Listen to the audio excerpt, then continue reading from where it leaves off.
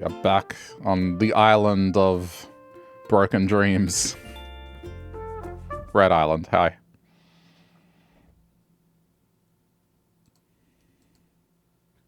So, you know, I had a choice between which island to go to today. I think Red's probably the better one. Get Nook Miles, get terraforming is probably the goal today. And I mean halves. Maybe. I don't know what's going on with halves. Doesn't he appear when you when you get the KK Slider concert? I thought that's what happened. I might be wrong. Also, Blue Island has gotten the island togetherness thing. So I should work on that here.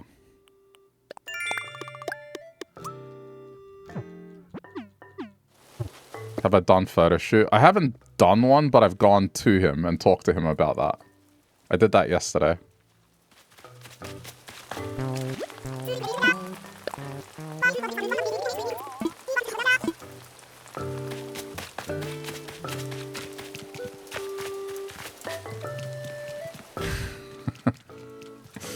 The random clip sharer.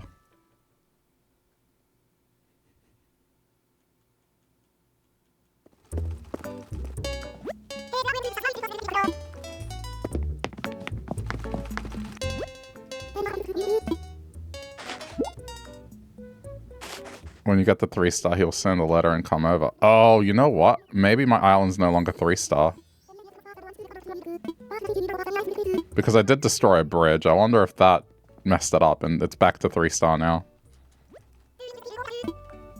I should check my mail.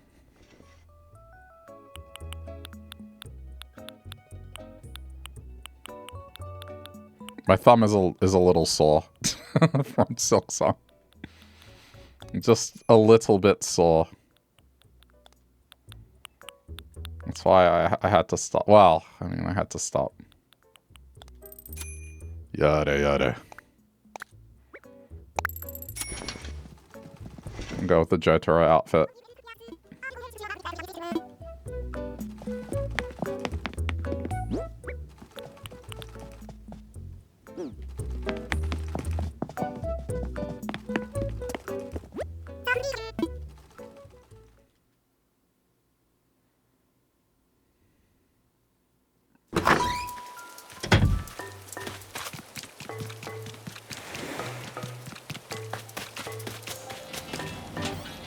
The concert, yes, I did have the concert.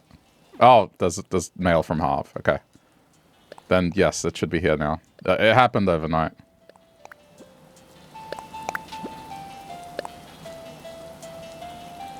Yeah.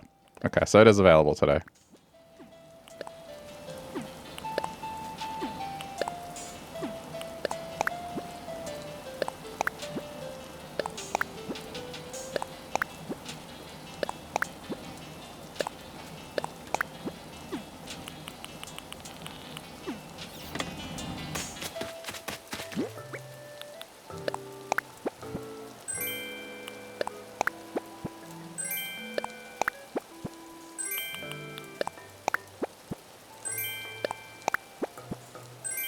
I have a single blue flower. I went to water flowers on blue. Accidentally harvested one. I mean, that can go there for now.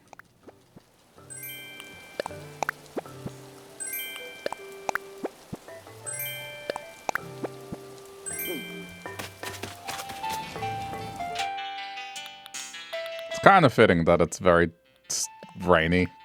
It's just... After the disaster that was yesterday, this is the mood.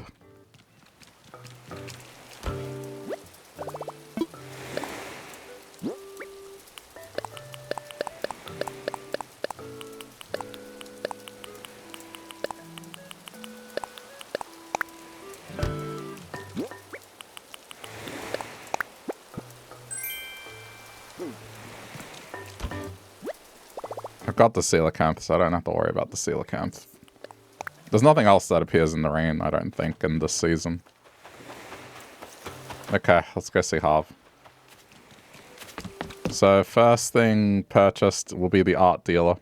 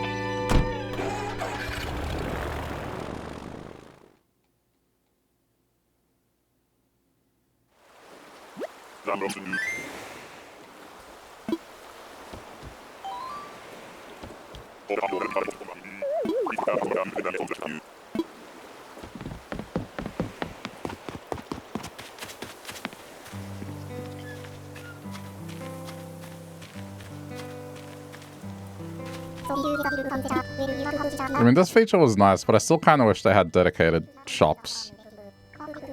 You know?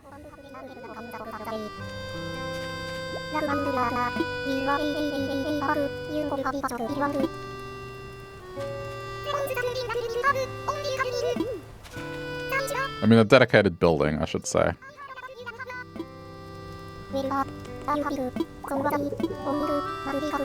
You want the club back? Yeah, same. Even though that was a way to get, expressions, emojis, whatever you want to call them. It was still fun. I think they should just expand what Shrunk does and give him just a million bad dad jokes.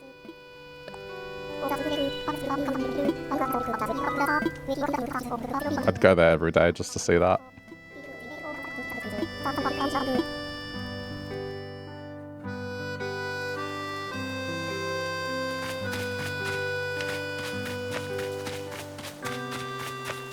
For instance, what did the talking fish say when it swam into a wall? Damn. That kind of stuff.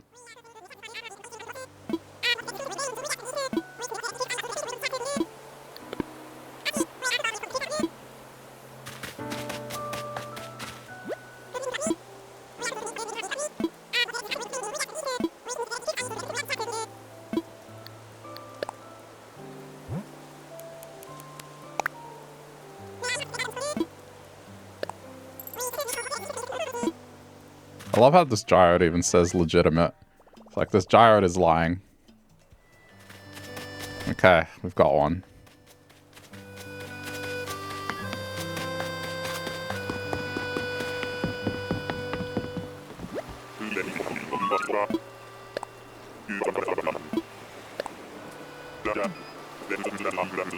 Oh look, suggestions have come in for this, my list thing.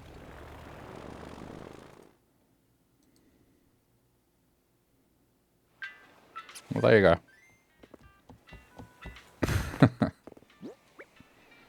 Yeah, this is a good way for me to be able to gauge interest in what people want me to play.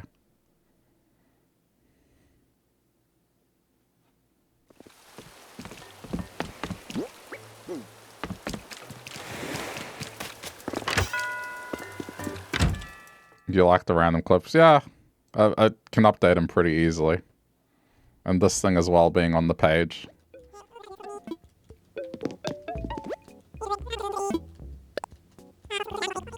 It's very easy for me to add them. It's just, the clips is just a text file. And I just add, and I'll just do that periodically.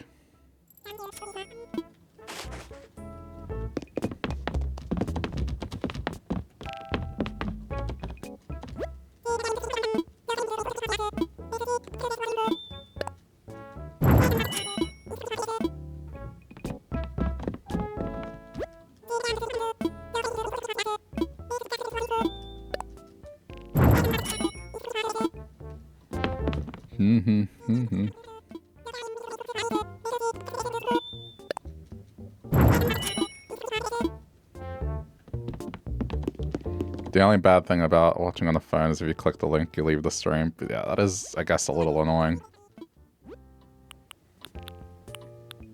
Oh, that's a cool ordering. I'll buy a few of these as gifts.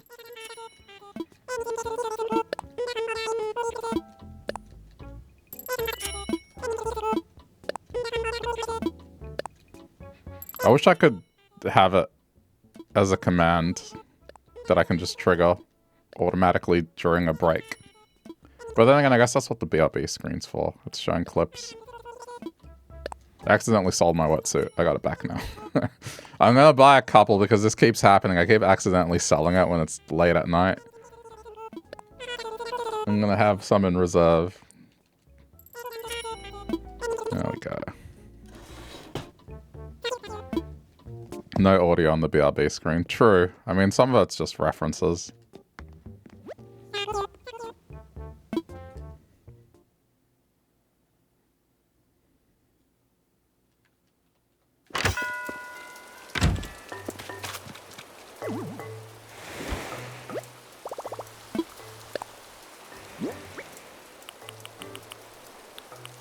Look at all these watering cans.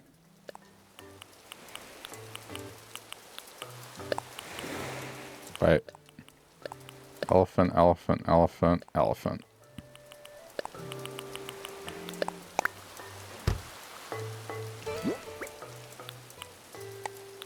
Okay. Oh, one more thing to put away.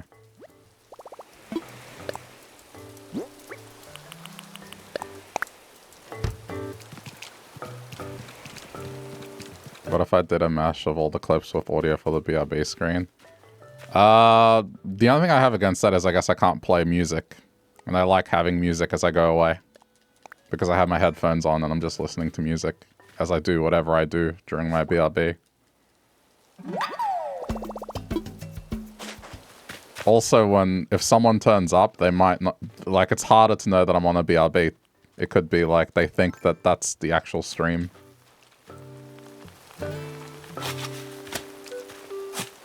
Whereas then with music and clips that are kind of faded to a color, you know it's a BRB screen. I mean, it's okay. Like, if you want to watch that stuff, it's on YouTube. If you want audio, go to YouTube. I've been good with the clips this year. This year, you know, when there's enough, I make a video with the clips. I've been better about it this year.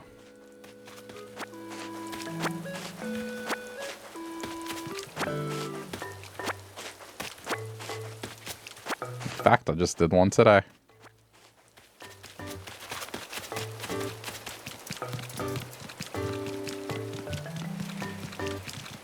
Yeah, the ones from June till basically end of August.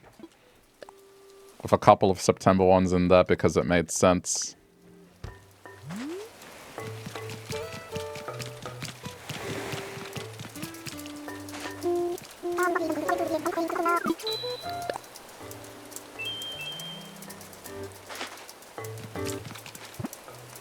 Alright, what do I need to do?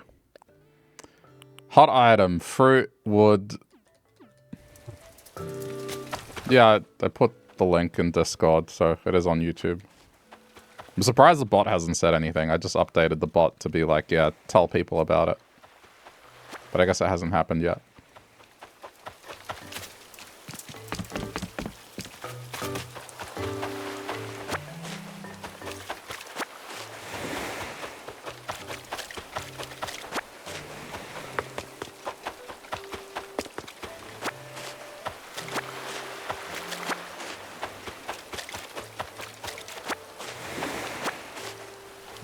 What do you think? Coelacanth? It'd be funny if this is a coelacanth.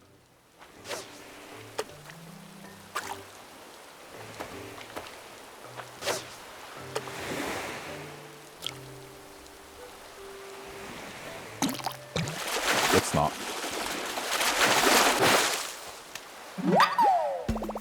I reacted slowly and still got it, so that's how I know.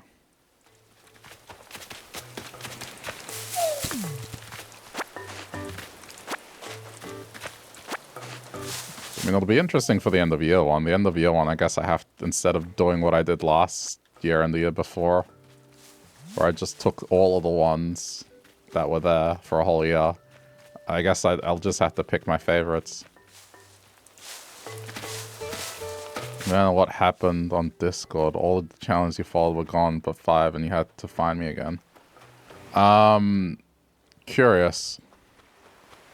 I mean, there's a bunch of laws changing around the world that's got to do with just things that I guess are adult only. I don't know. But I haven't changed anything. The only thing I changed was that there's a landing screen now and you just have to say, hey, I'm not a child, basically. And that you're going to follow the rules.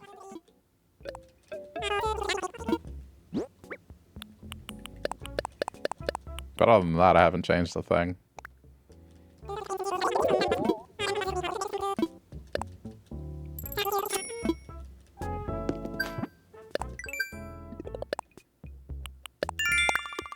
Oh, wow. I needed one more.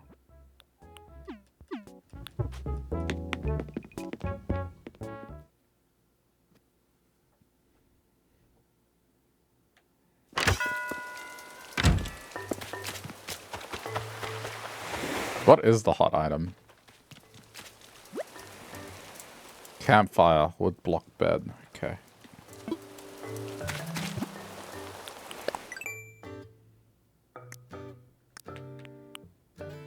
Yeah. It's the branch one. Okay. I'll do, even though it doesn't sell for much, I will do the campfire. Wood block bed is annoying because you have to make wood block toy. So you have to craft 2 things to sell 1. It's, yeah. I never do the wood block stuff.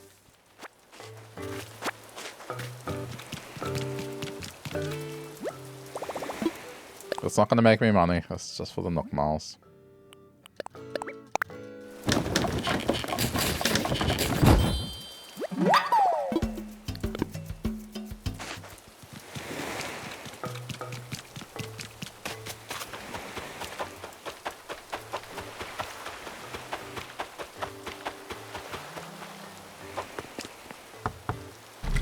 I was like, whose house is this?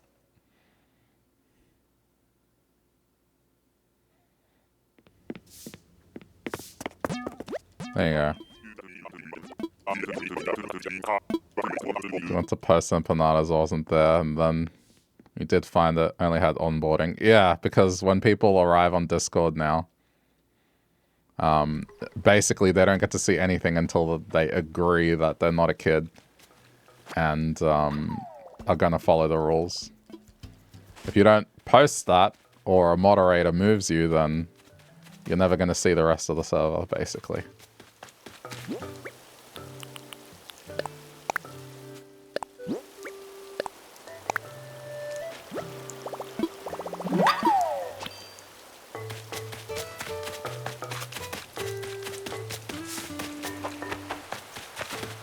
But then also it's easier to know, because there are bots on Discord, and sometimes they just join, and all they do is they join servers, so then they DM people. And then at least this way, the members of the server are like hidden behind actually interacting and proving you're a human. So, it's also that.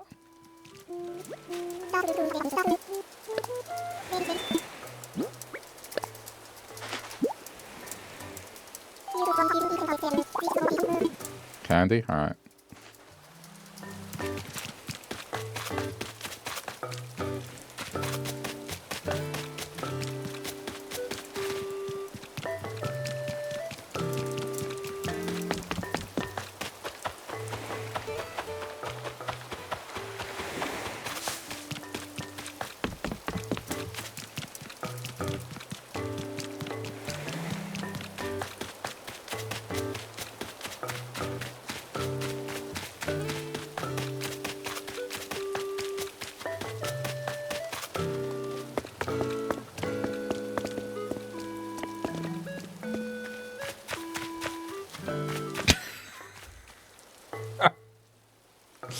Tizzy.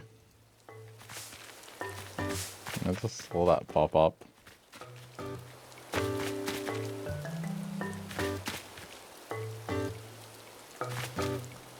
Give it a minute. It should do it.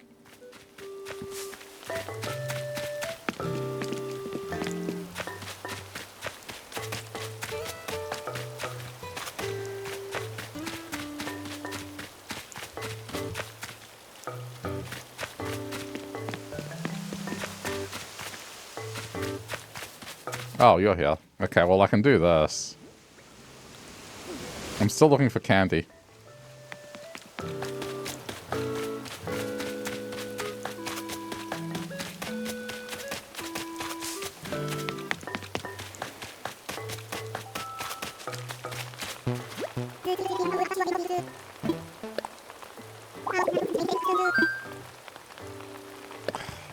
I just don't care. Like, I have money. Does your does your friendship decrease if you say no to them? Also, I got him this parasol.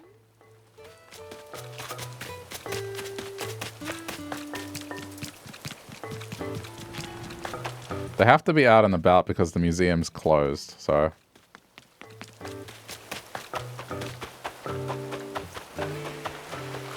Yeah, if only he'd wear the outfit I got him.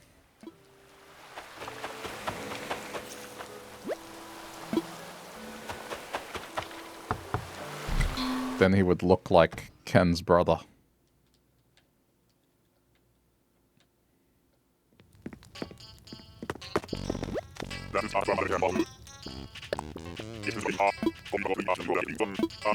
This pig lives in a dump.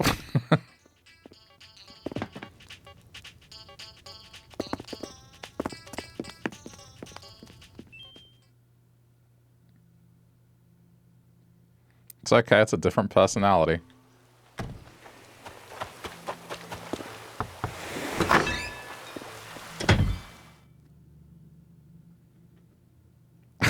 He's a New Yorker.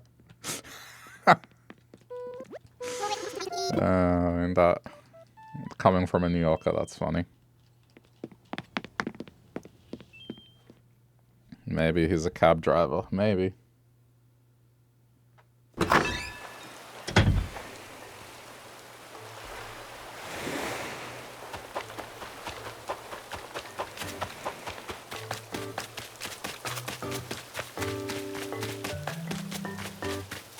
I'm just letting these flowers do their thing. I'm not really intervening.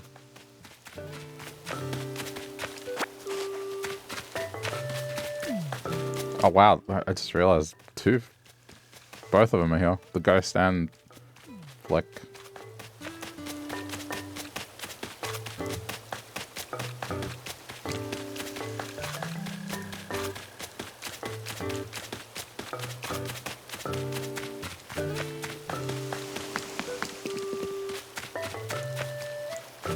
That reminds you, Tupac's not dead. He's been driving a cab in Parramatta for 20 years.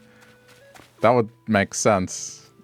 Except, you know, it's been 30. Almost. It's almost been 30.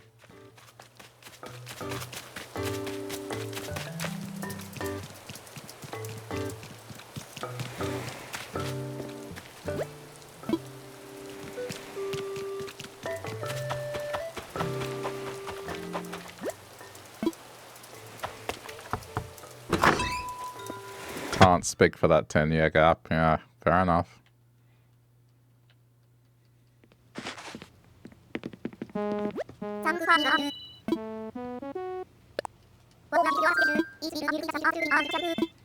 Now, I was asking the other night about if you were to pick a voice for someone to, in the new Mario movie, whatever it's going to be, the voice of Yoshi be a celebrity who just makes Yoshi noises and doesn't have a voice. Who would it be? You know? I kind of got some other creative answers. And one of them did make me laugh. It was like, imagine Arnie. Arnie making Yoshi noises.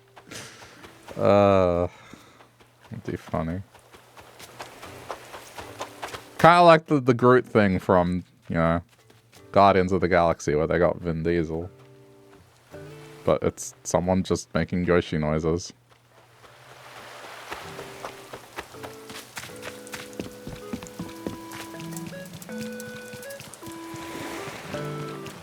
I don't know where this villager is. I feel like I've walked around. You're about to say Vin Diesel because he voiced Groot. Yeah, that's a good choice. It's an obvious one. But these are some of the ones that came up. Christopher Walken, for example. You know, Ryan Reynolds. Or go like someone weird like Sofia Vergara, Selma Hayek. Just... Matthew McConaughey, Dave Bautista. Okay. Harrison Ford. You'd think Fluffy would make a good voice. I mean, don't think about good voice. Think about just what would be hysterical. Where it's like, how the hell is he making... or they are making Yoshi noises?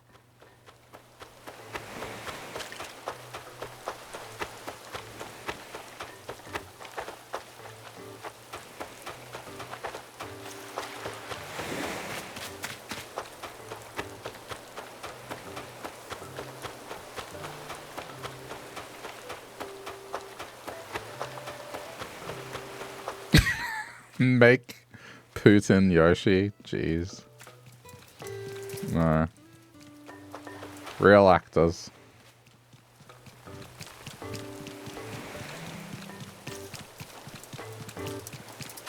I mean, Jay Leno was an animal in South Park. It's that sort of thing, is what I mean.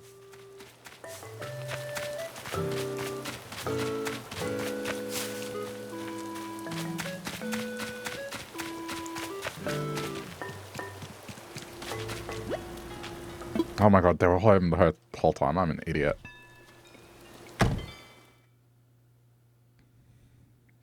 But just Arnie as Yoshi would be funny.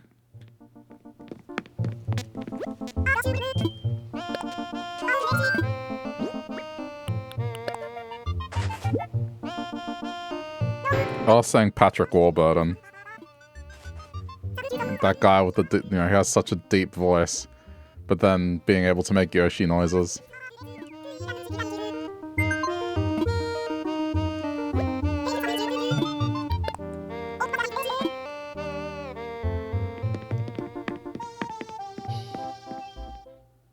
Sean Connery? Isn't he retired?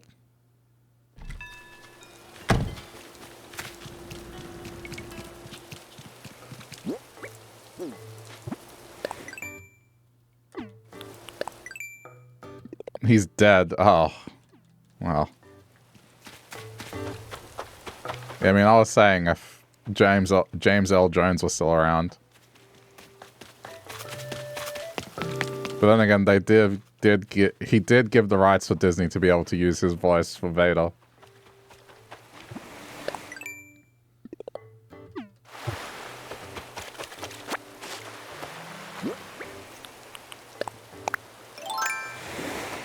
The other one I had was, who would play a more serious question.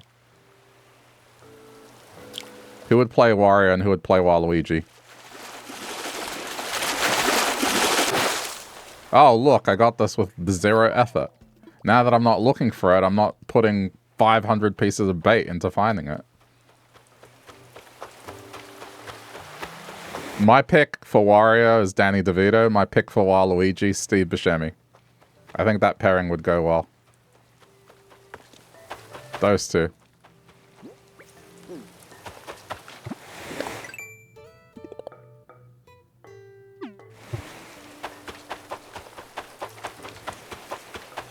Steve Buscemi just kind of got like that quality voice of like a sinister, lanky villain, and Danny DeVito's like gruff voice, I think, pairs perfectly.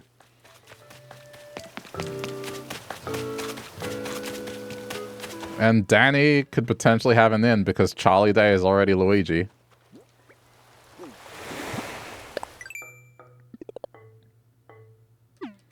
Could very well happen. Well, it wouldn't matter how crazy he makes him look, because it's an animated movie, right? Like, I'm not talking about live action here. It's more the voice. I mean, he can wear whatever the fuck he wants to a cartoon voicing. Like, if he wants to look crazy and do some method acting, then sure.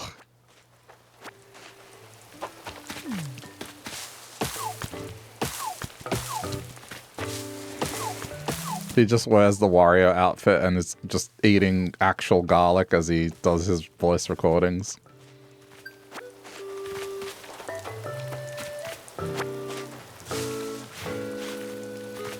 Think they could do live action? Yeah, that's the thing. Well, the problem is they're a bit on the older side, but I think you could get away with it. But I was just going by the voices. The voices, I think, perfectly suit the kind of energy those two bring. The one I couldn't answer is who would you cast as Diddy Kong? To go with Seth Rogen's Donkey Kong. That one, I'm not sure.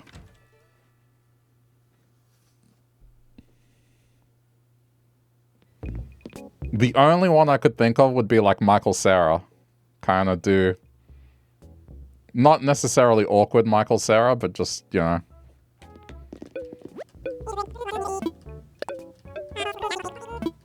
I feel like that could do an okay Diddy Kong voice, but I'm not completely sold on the idea of it.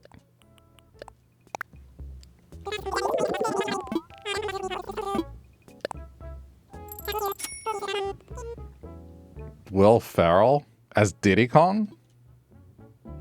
Or John C. Reilly? I mean, I don't know. I feel like Will Ferrell would do more energy than what... I guess he could. It depends how you characterize Diddy Kong. Like, is Diddy Kong outspoken? Is he rambunctious? Or is he more of like a passive kind of character?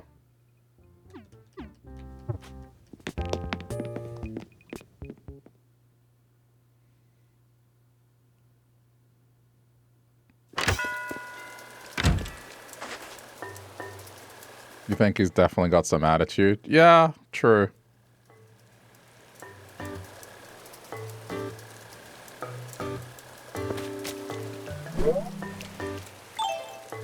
Actually, he does do the thing where he puts on glasses and puts a boombox on him. Yeah, okay, I can actually picture it.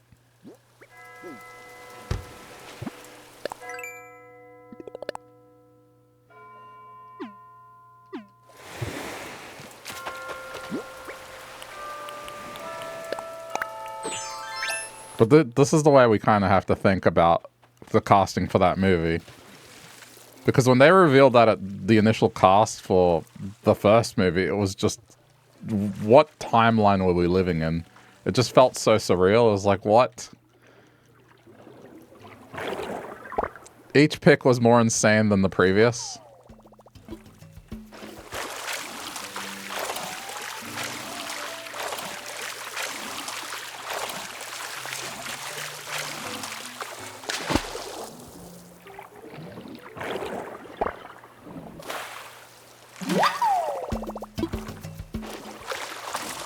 Still don't like Chris Pratt as Mario. Yeah, I mean, in the lead up to that movie, I asked this question and no one could really come up with an answer. Is like, other than Charles Martinet, who would you get to do Mario? Or I guess the new guy, like the guy that does Mario now. And I just don't think there's anyone that could have done a voice that's like, either A, it's someone trying to sound like Charles, or B, that's not Mario. I just don't see who they could have picked. Like, Chris Pratt did a voice, and it was alright, but... You know, anyone else could have done a voice. It's just hard to say.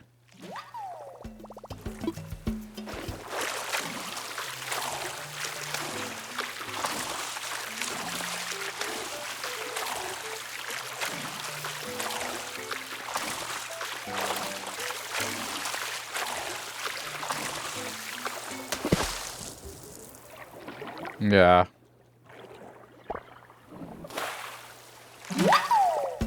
Oh. Okay, there's new stuff to get.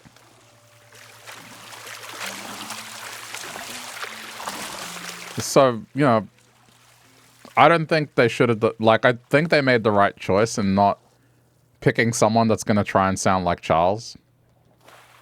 It's just, I feel like there was probably a better option than him. Not that he did a bad job, but he, like, it was fine.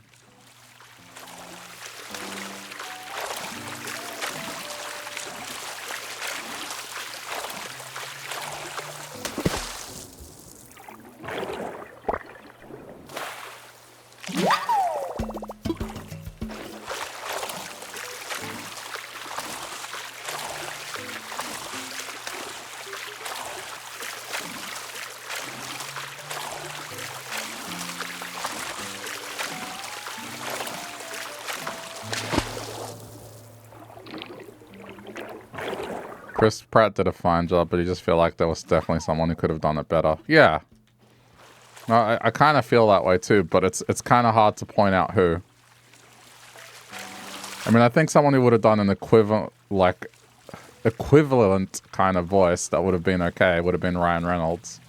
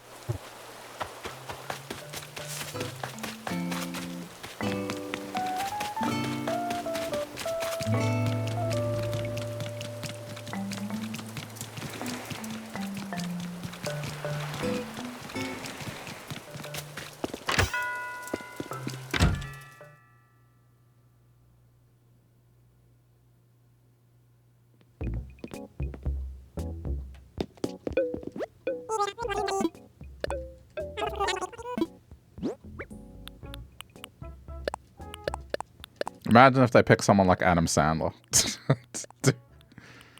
I mean, granted, Sandler is a New Yorker. Like, it probably wouldn't have been terrible.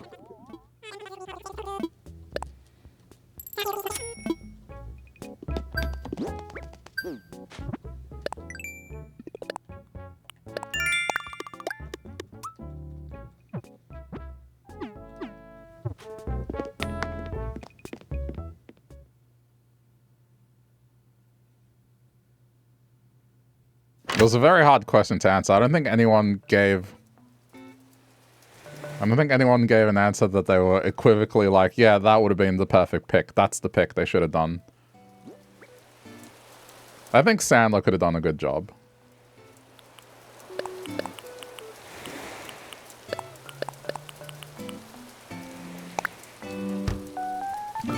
I've seen him in animated stuff, and he does a decent job.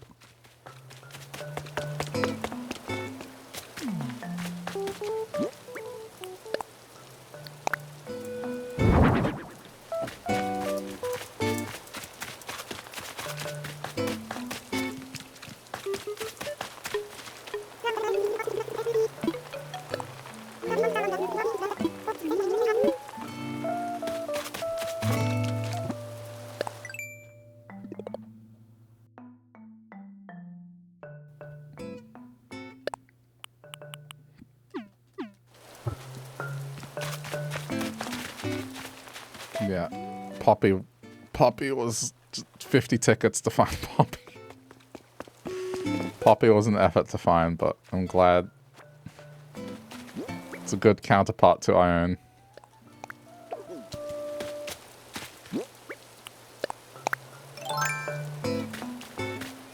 Like, it's kind of odd, you know? With Sonic the Hedgehog, the pick they did was really good. And even the ones that were a bit weird, you know, that sounded weird at first, like Idris Elba as Knuckles, he did a great job. And Keanu as Shadow, again, it was like, wait, what? And it worked. I mean, Ben Schwartz as Sonic is just pretty fantastic. He does it justice. I just don't think Chris Pratt did like something of that level, you know, for Mario. Like, it was alright.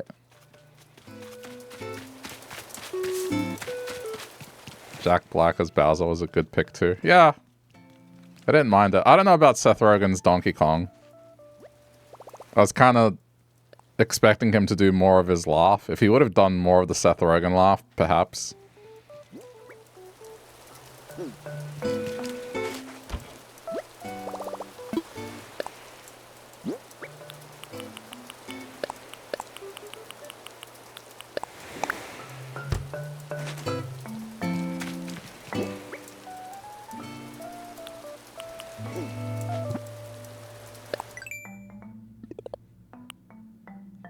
Seth Rogen throws you off in movies because his voice is always so unique.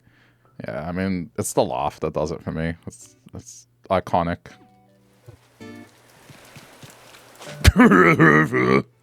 Like that kind of laugh. I don't know.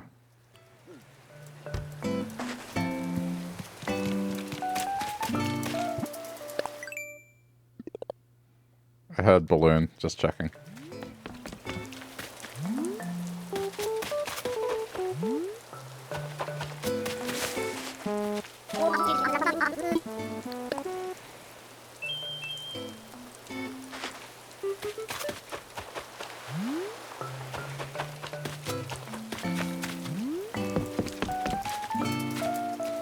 Demon Slayer movie is coming out this week. Do you want to hear some bad news? I'm not sure how true it is. But would you like to hear some bad news regarding that thing?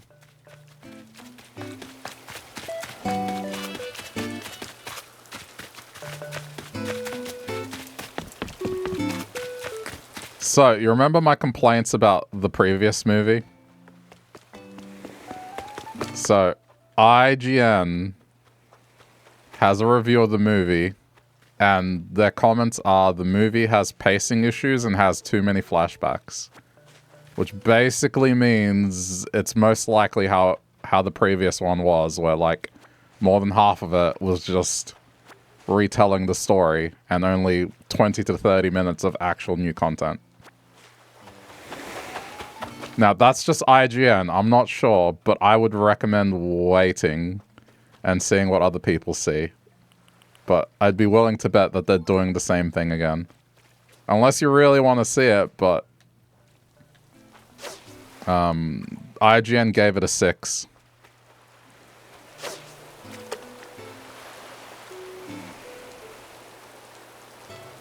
And that's IGN. Like, generous. Because they don't like giving low scores, gave it a 6. The Demon Slayer movie, not the actual show. I mean, so they did the train arc as a movie, and that was excellent because the whole movie was the actual arc. That was really good. It was actually a movie. The last one I went to see, more than half of it was basically retelling the whole thing.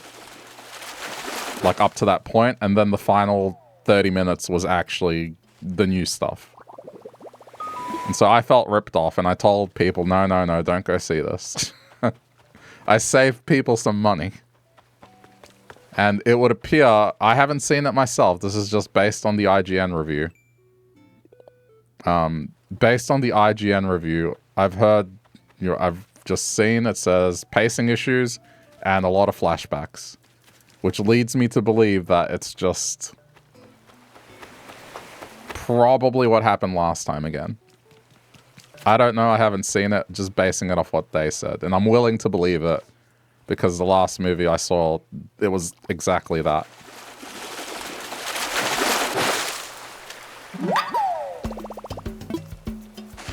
So, take it as a grain of salt, just, warning. I heard a balloon, but I didn't see it.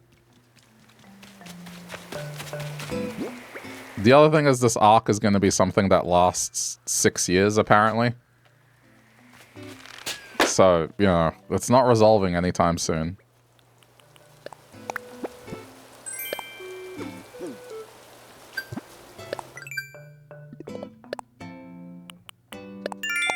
It's like part 1 now, then part 2 in 2 years, and then part 3 in 4 years. Something like that. And then, I don't know. It's like they're stretching it out. This is what annoyed me about Attack on Titan. It did the exact same thing. The final set of episodes took 4 years to get out, probably more.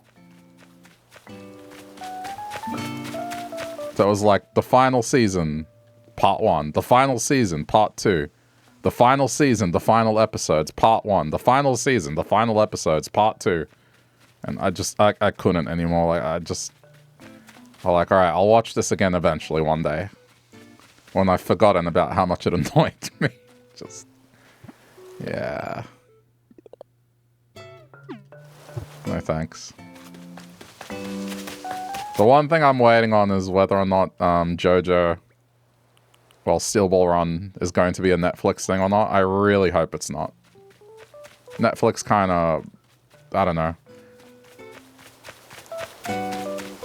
I'm not going to say ruined, but kind of just the release cycle of Stone Ocean kind of sucked.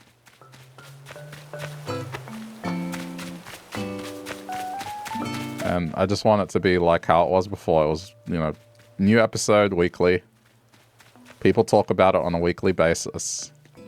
And maybe they have a little break here and there. Not what Netflix did.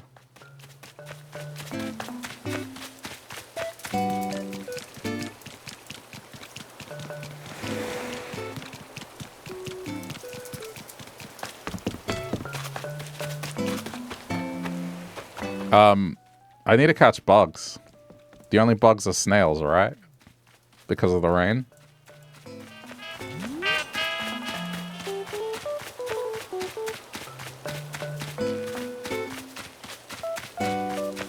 This show is really popular and people are looking forward to it. How many seasons have we made so far? 3. Cut it. Yeah, I mean, the reason I don't like Netflix is you can't... At least I feel like I couldn't invest in a show on Netflix anymore because it was a thing where it would just randomly get cancelled out of nowhere, like most of their stuff. And just take it back to some shows that had terrible first seasons and then they became extremely popular shows. It's kind of... They don't allow that to happen.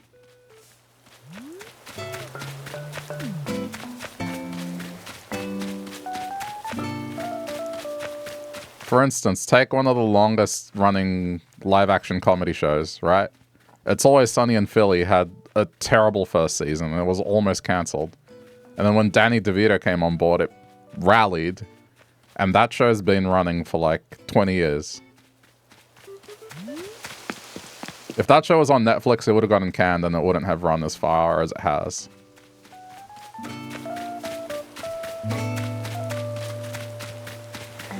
That and the prices just constantly increasing and the service not really changing or getting better or having content that I want to see.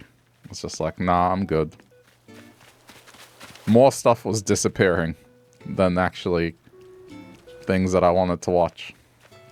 I don't know, streaming is just like a hellish landscape at the moment. They dropped the ball. They had something where it's like convenient and people were paying for it. And now every company has to have a streaming service. Dude, I'm not subscribing to like 12 streaming services just to watch everything I want to watch.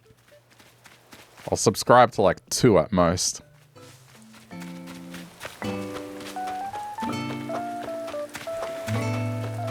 There's only so much money I have to give per month. Before, I don't know, I need to spend on food.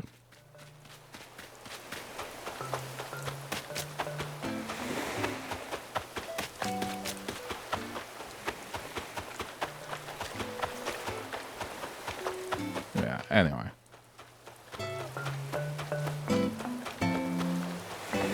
The issue that these services don't understand is that the key to a successful business is to sell cheaply to many.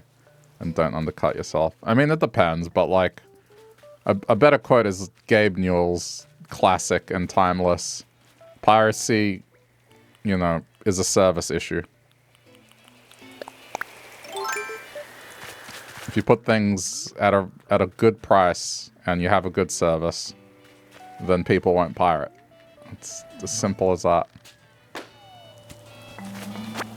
And that's what it was in the early days of Netflix. Is like, yes, just subscribe to Netflix. You had most of the stuff. Now it's like, oh, subscribe to Netflix. Oh, you want ad-free viewing, bruh? Gotta pay us extra.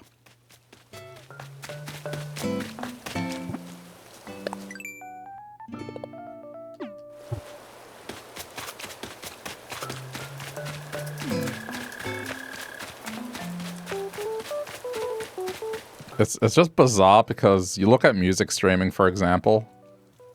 Like, record labels are smart enough to not try and start their own music streaming service.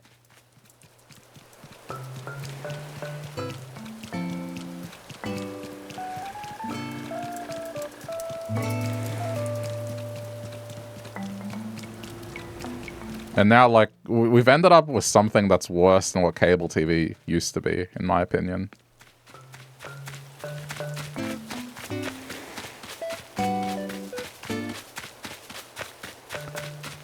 Well, I need to find bugs, but what kind of bugs is... Oh, there we go.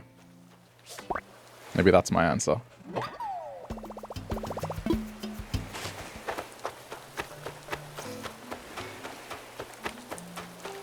Yeah, I've gone back to getting physical media. You know, what's a very cheap thing for me to do? Go to a second-hand goods store. Go to their DVDs section. And I can pick up older movies for like a couple bucks. And then I own those movies. Some of which are not on any of these streaming services at all.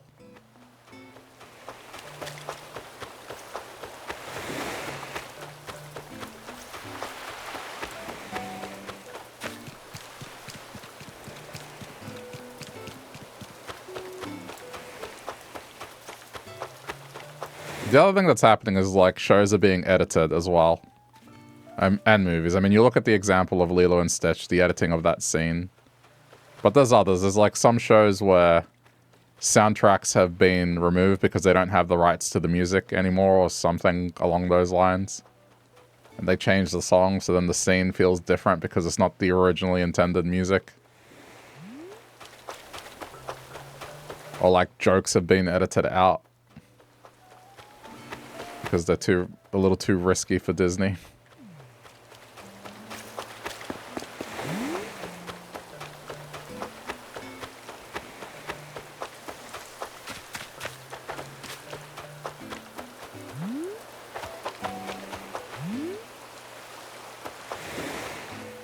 You haven't seen the live-action Lilo and Stitch movie and refused to. After I heard about the changes they made to it, I am never seeing that movie. It just sounds terrible. I mean, to a kid, they're not going to care, and it's fine. They'll enjoy it. But as someone that really liked the originals, like, nah, I don't... nah. No.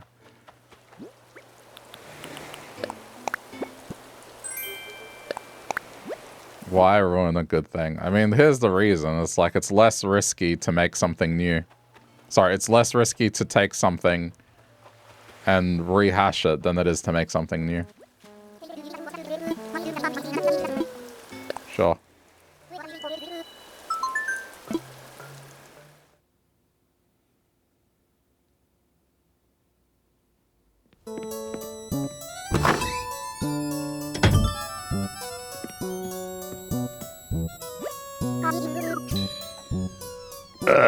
The noises this villager makes.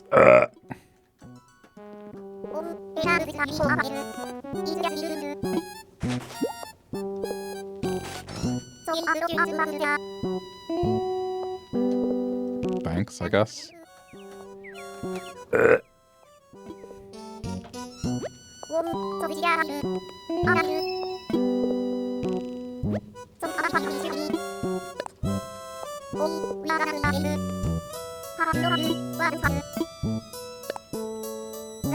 Yeah, I mean, lately my habit's just been watching older stuff. If I'm watching a movie, it's nothing that has been made after the year 2010. I've been enjoying.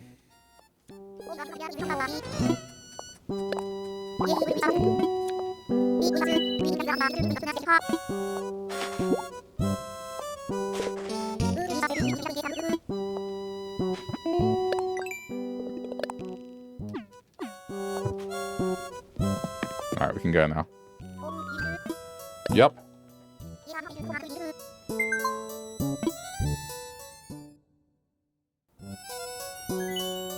If there was more to do with them, I would hang out.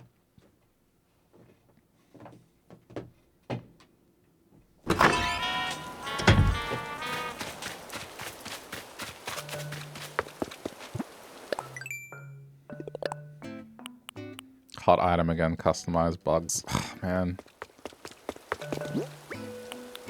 I need to get rid of this bug, the bug Nook Miles. It's gonna slow everything down.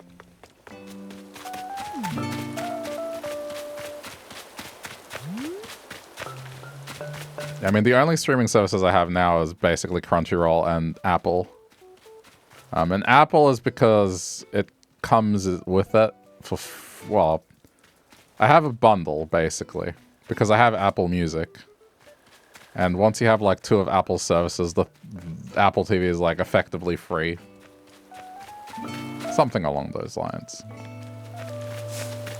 And some of the shows I've been enjoying lately have come from them, so it's just, yeah, that's where I'm at. I think people are sleeping on those shows just because it's Apple. And understandable. But genuinely, they have pretty good shows on there.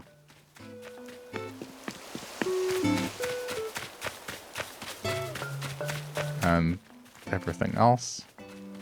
Nah. Yeah, the Disney bundle with Max and Hulu. We don't have that in Australia, but I think the problem with Disney that I saw that they just had a bunch of edited content. Like, I was watching through Scrubs and Disney Plus, and there were a lot of jokes that were removed and songs that were changed, and it annoyed me. I stopped watching.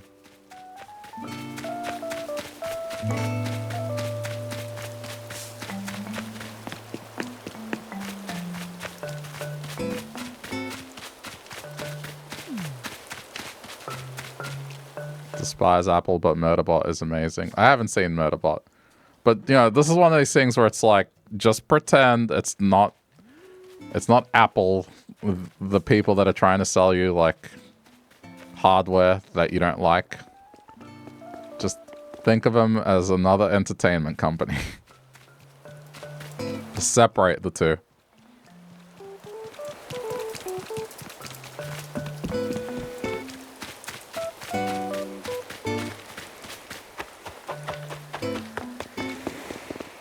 It's just one of those things, like, remove the fanboyism for Android. Just take that aside, because this isn't like an Android thing. We're talking about movies and TV shows. It's like, Google, oh well, they don't have, they don't have anything. So, it's like, just, this isn't about what phone you like.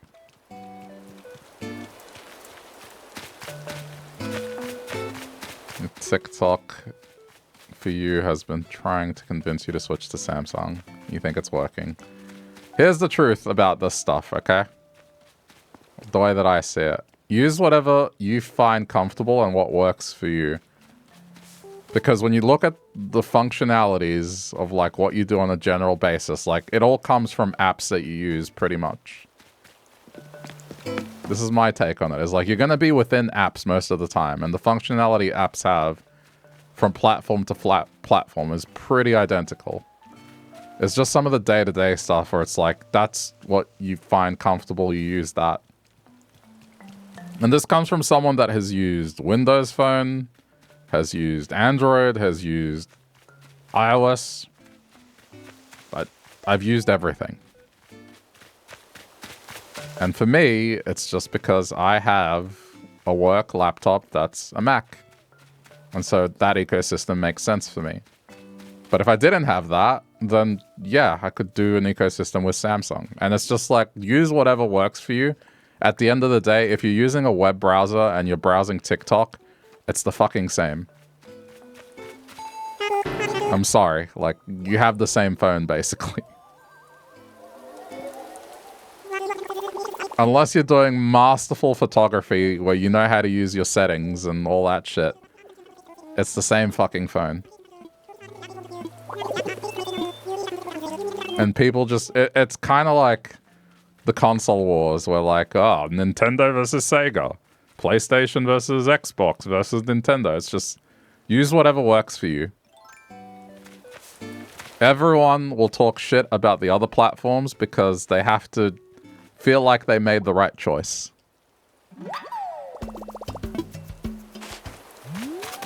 So, if the Samsung appeals to you, go for it.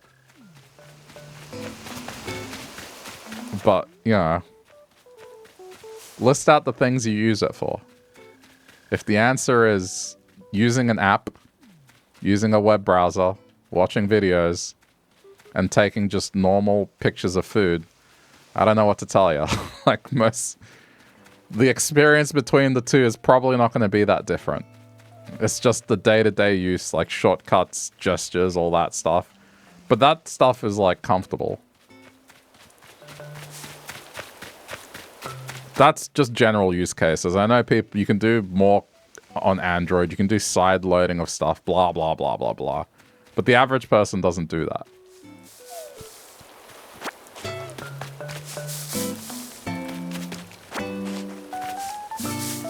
You like your widgets and being able to customize it. Cool. Yeah.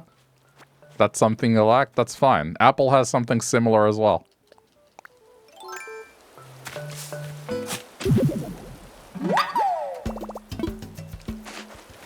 There used to be more of a difference a while back, but now, I don't know.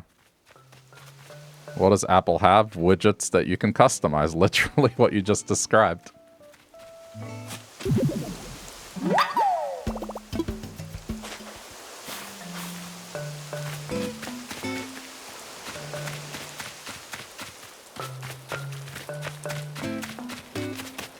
I mean, granted, Google did it first. For sure, Android had it first. It's just, yeah, that's a thing. One of the issues you read was about iMessage group chats where a guy got removed by his family for being the only Android user because it turned all the family photos into shitty quality for the entire group. Not just the MMS that it sent it. Okay, but that's like that's a secondhand story. That's not like a personal experience. Why do you not like Apple?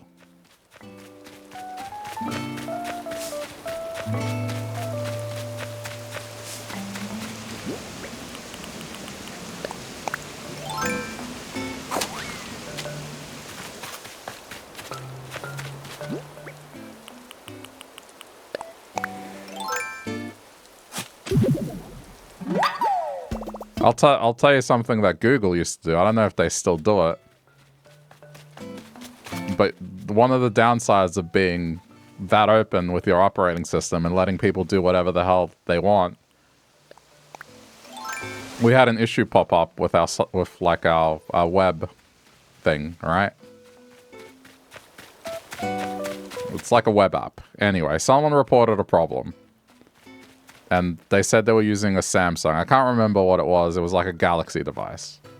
And we were like, that's weird. The issue they were describing, it was like, okay, they shouldn't be having this problem. Why are they having this problem? It's a brand new Samsung device. Like, it should be compatible with what we've done. So, you know, we had one of them in the office and we started looking into it. And sure enough, yep, this weird thing going on. We're like, what the hell? So after a bit of investigating, what we found out is that the browser that Samsung put on their phone, they couldn't be bothered upgrading it and actually put an old version of the browser on the Samsung phone. And so the browser was actually a browser from like 5 years ago.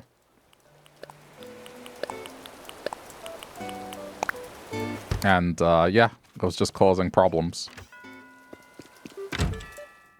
Now, the Android fragmentation is not as bad as it used to be, but it was always a problem where, like, one Android device to another would have issues.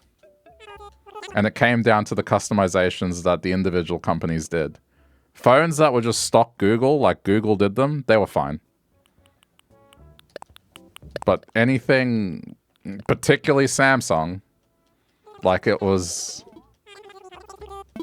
either A, they did the right thing, or B, they were dodgy and some apps were just outdated, using older things.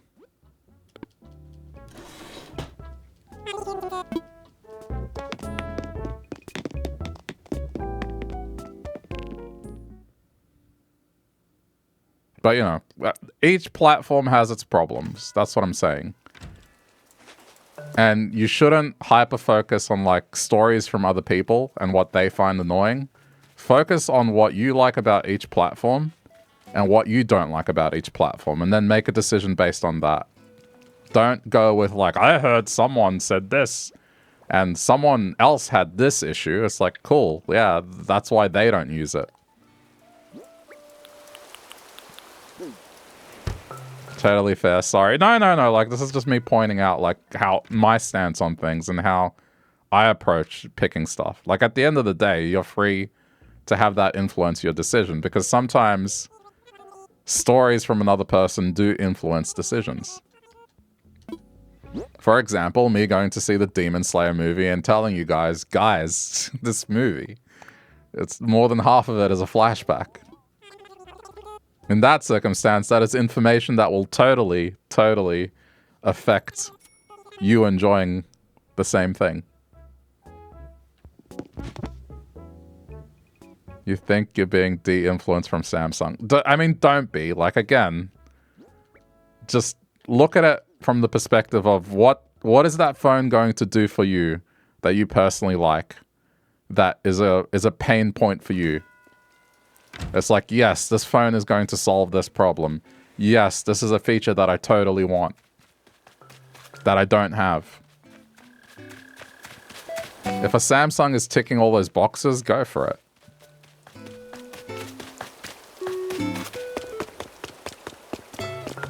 But otherwise, man, it's just like the console wars. It's just people just defending the decision they've made. And then calling the other thing bad because they need to be comfortable in the choice they've made. At the end of the day, just whatever works for you, that's what you should be using.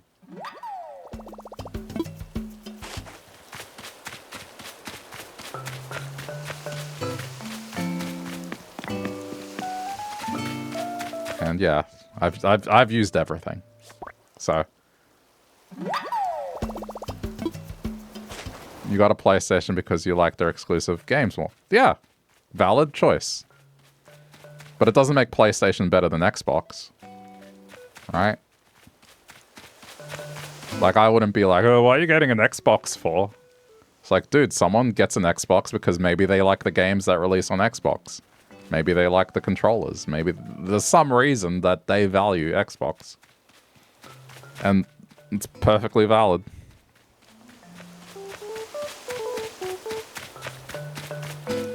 You've never tried an Xbox, so you wouldn't know. Yeah, that's fine. Here's why I don't have an Xbox, right? 2 reasons primarily. One, the exclusives they have is just not stuff I'm interested in. So like Forza, don't care about it. Halo, don't really care about it. The Bethesda stuff comes out on PC anyway. So there isn't really a whole lot of reason for me to do that. That's my reasoning. And, you know, the shit Microsoft tried to pull. Which they went back on, but it wouldn't surprise me if they tried to do it again. I mean, at the end of the day, like, Windows 11 is pissing me off. I bet they would do something to Xbox one day eventually if they got a large enough market share. So that's my reasoning. But, you know, it doesn't make Xbox bad. It's just, that's just the reason I don't have it.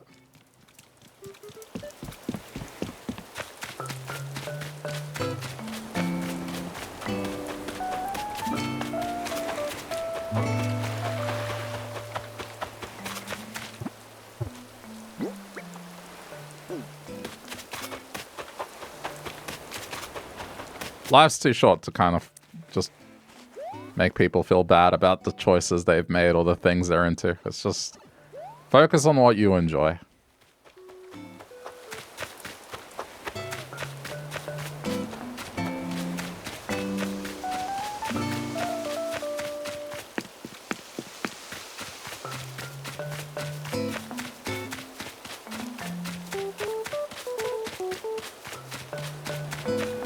If I followed, like, the opinions of people that shit on things, I wouldn't be playing Animal Crossing. I wouldn't like Stardew Valley.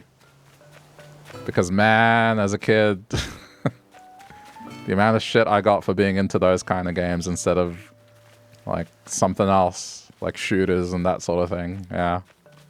I was like, I didn't care. And these are the kind of games I like. It makes me happy. Deal with it.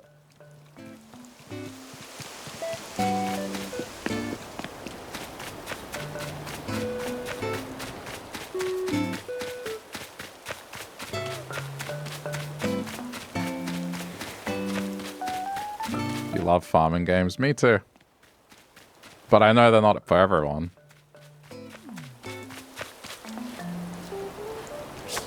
Oh my god, I'm still looking for these bugs, man.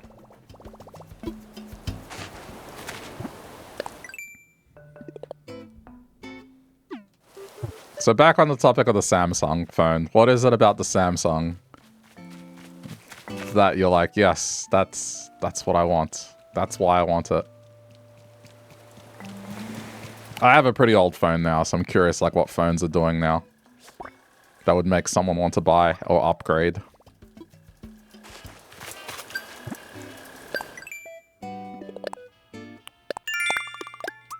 I think the last time I bought a phone was before the pandemic, so it's been a while.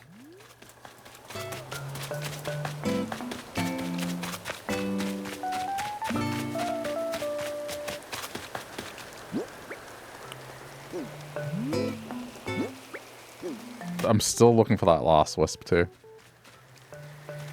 You haven't bought a phone for many, many years. Yeah. It kind of occurred to me that, well, what are they doing to the phone that would actually want me to to spend like $1,000 on a new one?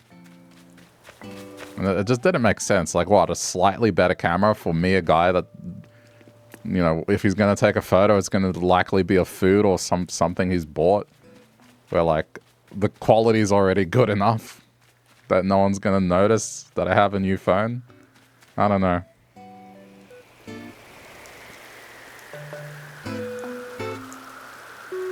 You've just been seeing a lot of videos about the flip phone, and they have a lot more customization options than Apple does. Sure, but are you going to use them?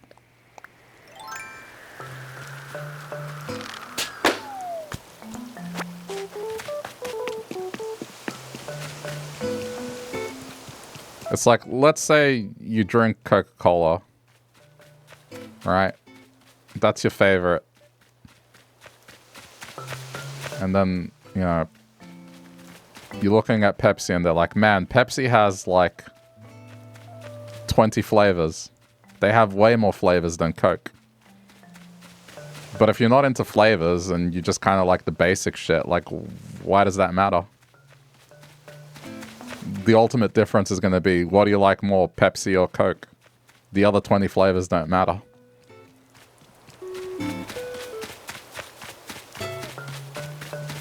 And that's the thing with smartphones, is like, they have a bunch of features, but I guarantee most people don't use like more than a third of them.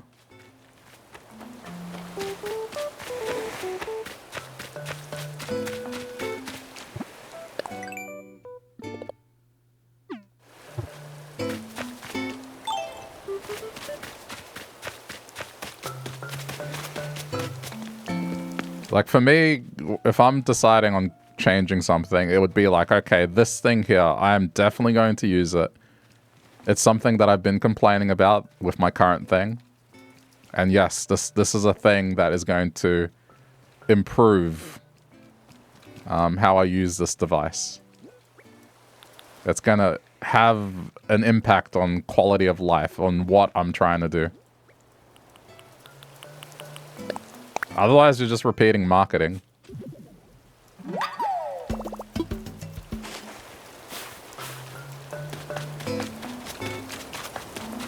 You know what the most famous example of that sort of thing is? Is like Sega in the 90s. They made up a term, blast processing. For the Mega... well, it was the Genesis specifically, because it was in America. But for the Genesis, they came up with blast processing. Wasn't a real thing. And kids around the schoolyard would be like, yeah, my console's got blast processing. That's why I have a Genesis. It's like, bro, blast processing isn't a real thing. You're just spurting shit. You're just spurting marketing. Like, you know, just yeah, anyway. Though it's not to that extreme, I'm just saying.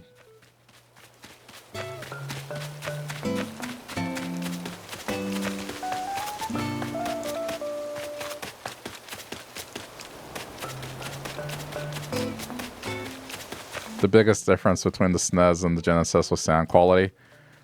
Sound, but also the SNES had, this is kind of funny, the irony is like a form of processing the image. So the Mode 7 shit where it looked 3D and the Genesis didn't have something like that. Like it had to do something different to achieve a similar effect. But anyway.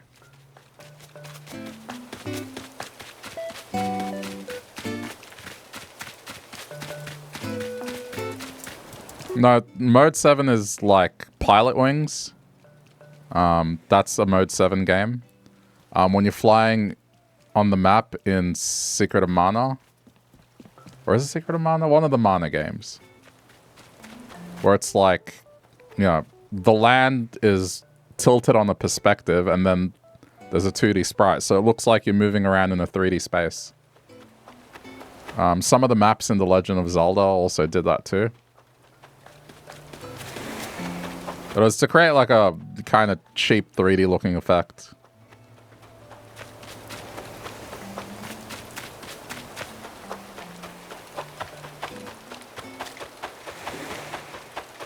Pilot Wings is probably the best example if you look that game up. Like the parachute one.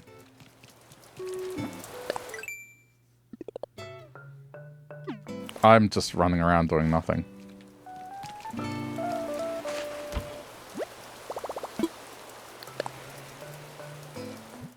Okay, I need to cook.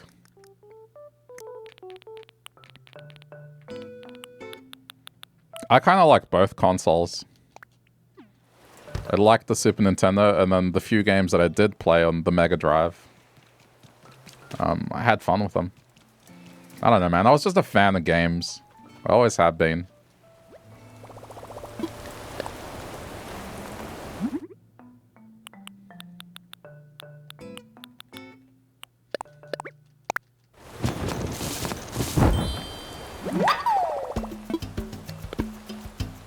Sometimes you'll open the game, run around for a bit, and close it because you have nothing else to do. Yeah. I mean, here I'm talking, and I guess we're talking, I'm losing track of what I'm actually doing. It's also very late. It's like, you know, getting there in the hours.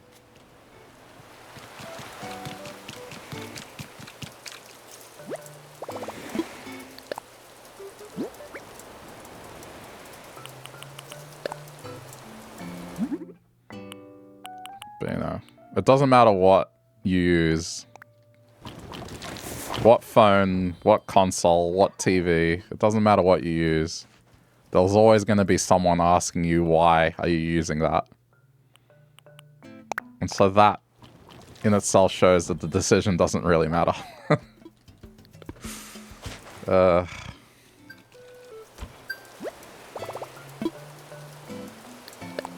It comes down to just personal preference at the end of the day.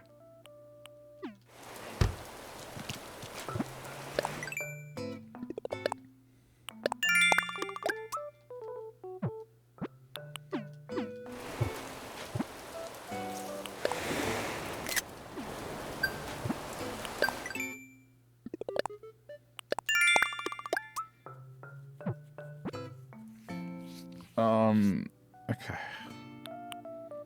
Seashells, fishing, tree, hot item, shrubs. I still haven't found the last wisp orb thing.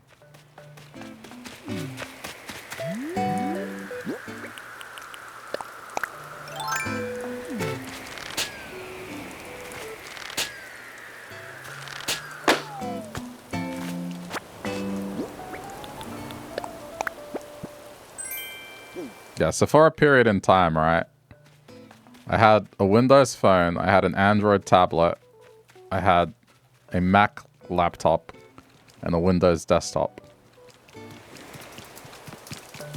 And then I think I had like an iPod Touch, which, you know, covered iOS effectively initially. And then eventually got an iPhone. So, I've experienced everything. I guess the one I didn't have was BlackBerry, but that's just because BlackBerry was expensive. And I don't know. It was such a big thing, the actual real physical keyboard on it, but as someone that had big hands, I was like, how the hell am I going to use this? It's like tiny keys.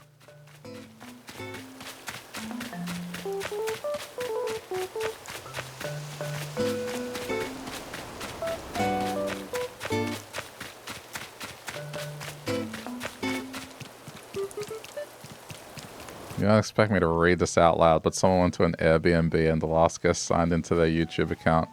And the first recommendation was The Unbelievable Law of Pregnant Gay Luigi. See? I read it. No, I mean, look, YouTube stuff is just the stuff people watch.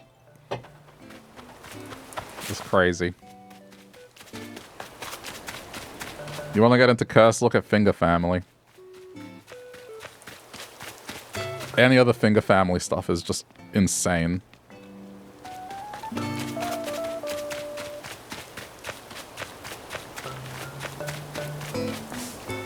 You've used an iPhone your entire life, essentially, and have an iPad, so you've never really experienced owning anything different.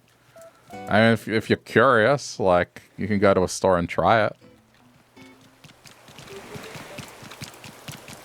But I am very, like, anti...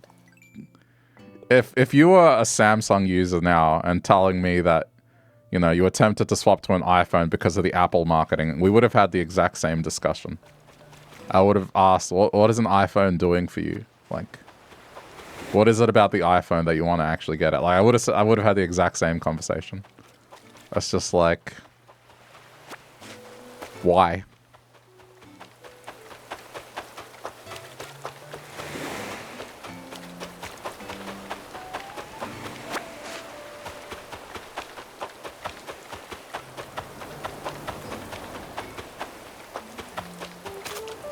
The main thing should be you go try it, you use it, and if it's something that you see will improve the quality of you using a mobile phone, or it has some feature that you're like, I'm 100% using this, this is a game changer, you should get it. Otherwise, at the end of the day, you're just buying something else that is going to let you use TikTok, a web browser, and let you access group messaging. And take photos of your food. Like, what are we talking about? It's just... There used to be more of a difference between phones, really.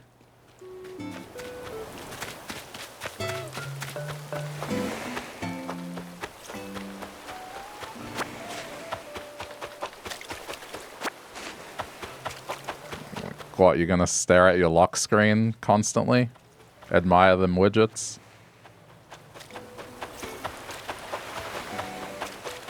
Admire the fact that you have a custom font that you're using for your text. It's like, nah, man, you're going to be in these apps. You're going to be using whatever it is you need to do. You're going to be using apps. That's what you're spending your time.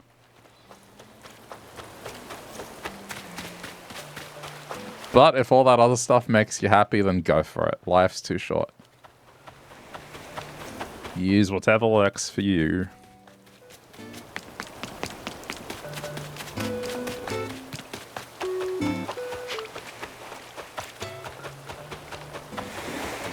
I'm probably not going to buy a new phone until straight up it stops working.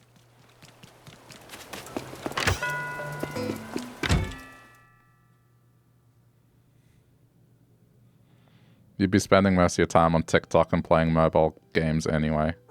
Well, there you go. Then again, that could be a factor. It's just... Maybe the phone being more powerful will let you play mobile games better. I don't know. But then again, that's true of any new phone.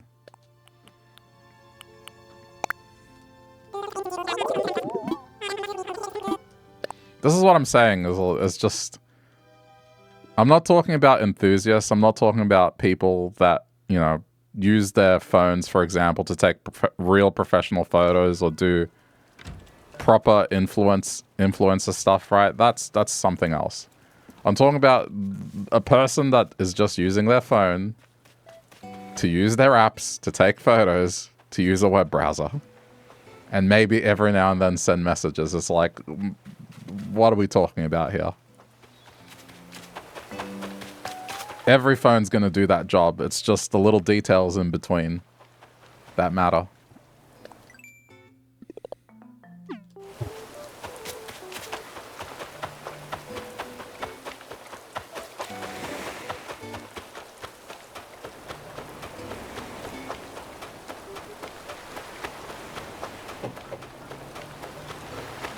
Definitely not going to be using your phone for the camera. You don't even take pics that often. So, yeah, I mean, again, $1,000+ for what? To be able to customize a widget that you're probably going to look at not even that often.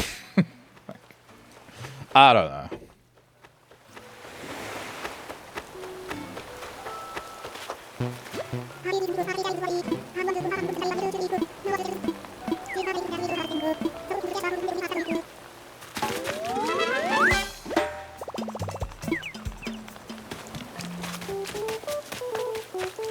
Oh, wow. Have I walked past this the entire time?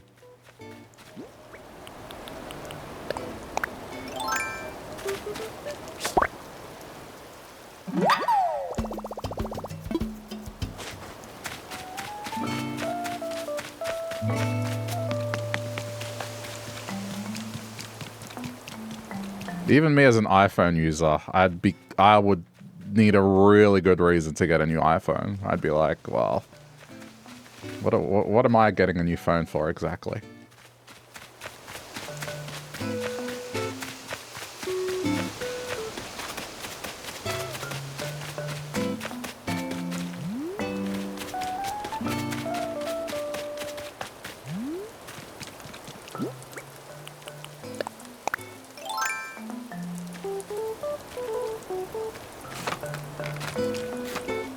Especially with new iPhones being essentially the same as the last one. Yeah. I mean, even if they're not, it comes down to like what I'm using it for. Let's say the new iPhone had like a game changer camera. One that's like, this is the best camera that's ever existed in a phone. It's so close to a DLSR somehow. DSLR, sorry. Tired. Even then I'd be like, well, why do I need that? Why do I need that? Why?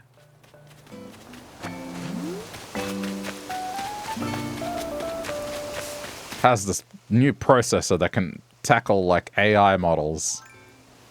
It's like, that's great. I don't really use the assistants at all. Like, not really.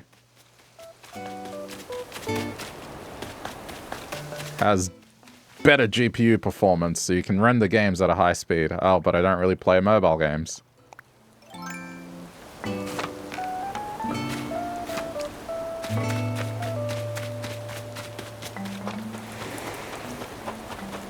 So that's where I'm at. It's like, well, what compelling thing have they got for me that would make me be like, yes, this is something that I need.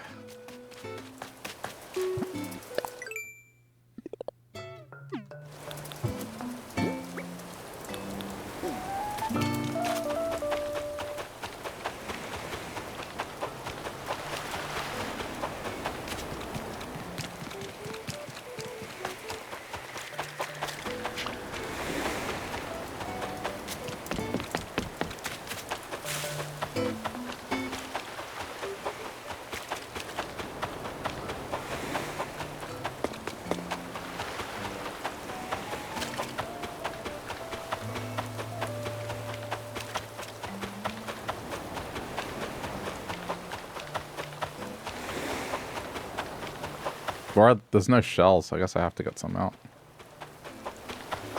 Okay, what time is it? Ooh, the store's closing. Almost cut off. I don't even have enough money, well, sorry, Nook miles to get one of the terraforming things yet, right? Like, I've kind of failed in that regard.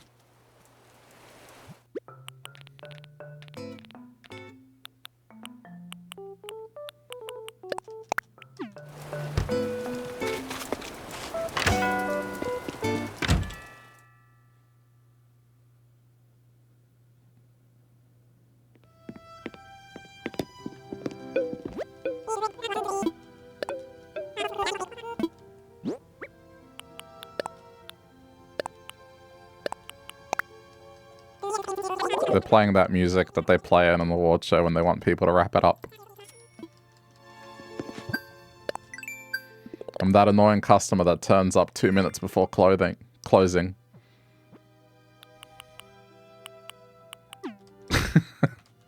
Oh crap.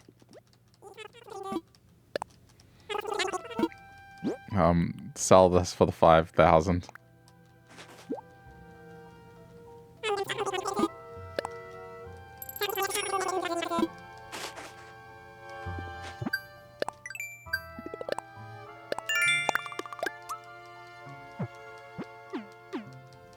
Hang on. Quickly. They want me to plant a tree. I think it's 4,000, 4 to 6,000, depending on the thing that you're getting. I was trying to go for the water one, but I don't know if I got enough. And they're closed. Alright. Alright. In the interest of just getting the Nook miles.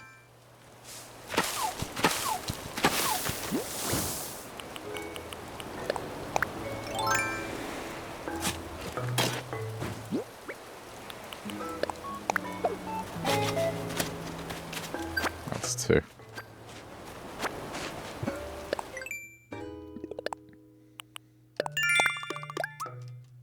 Let me go see. Oh, the hot item.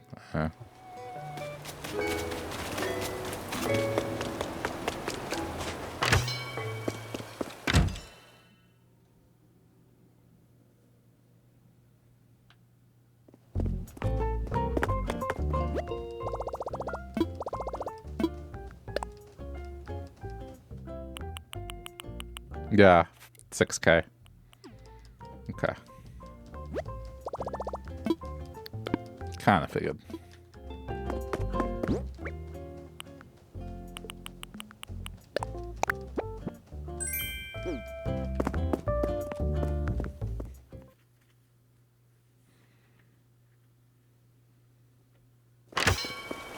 Actually, hold on.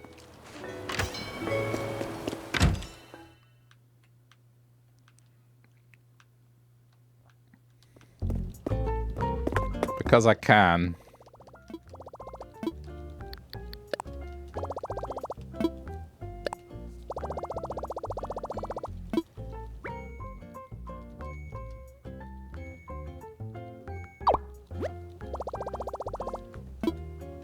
Look who's visiting.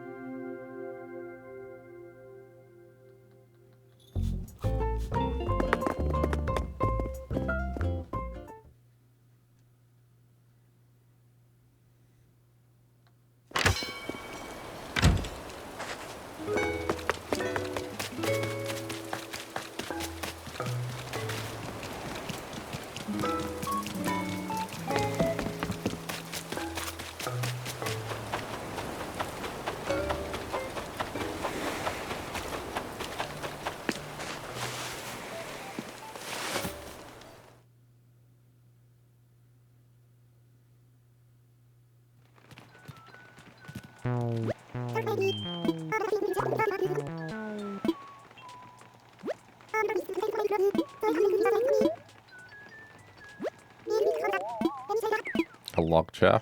Okay. Apparently I don't have that. And the other thing is I get recipes out of this, so why not?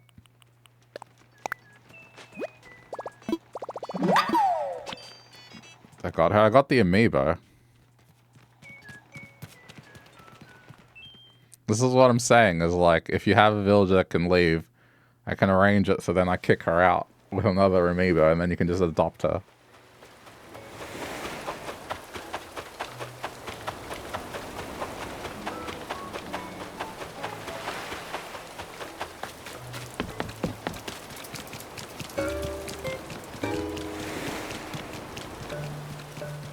It just has to be, the plot has to be empty, basically.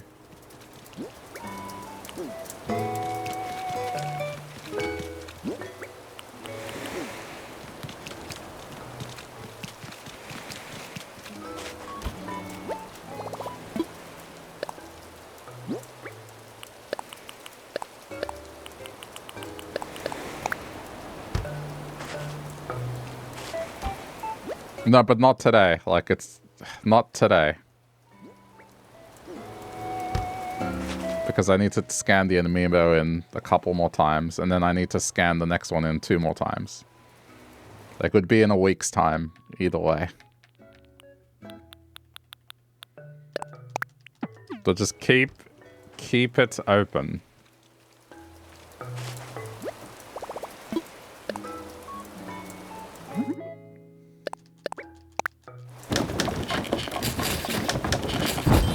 I have a few other villages that people like. I could do this easily.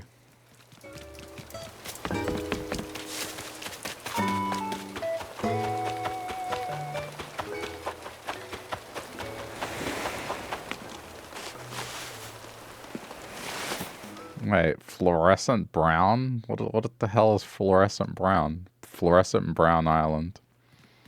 Well, just to get maple. Do you mean pastel brown?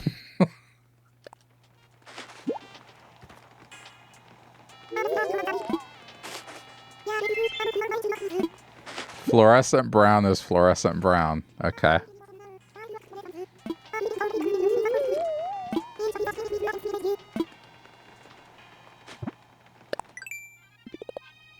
I don't know how to respond to that.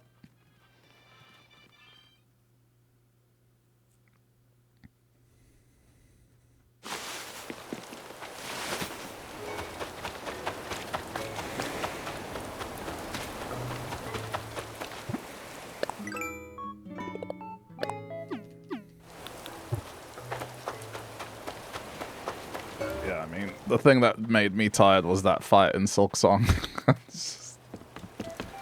My brain. And I don't know, losing 200,000 Nook miles. I'm kidding. I'm just saying that to be funny.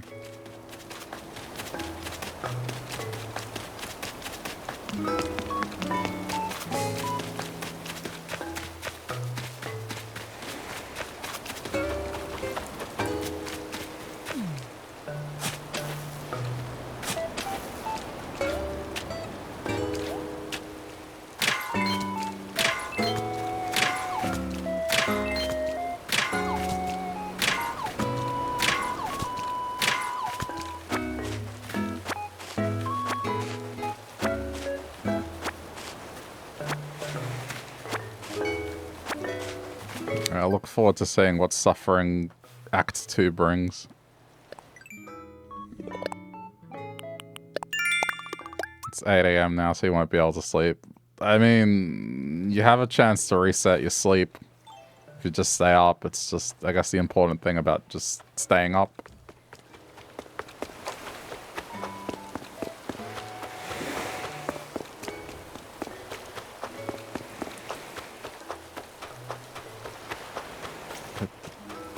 This is a common thing, I say. Lots of people up at that time.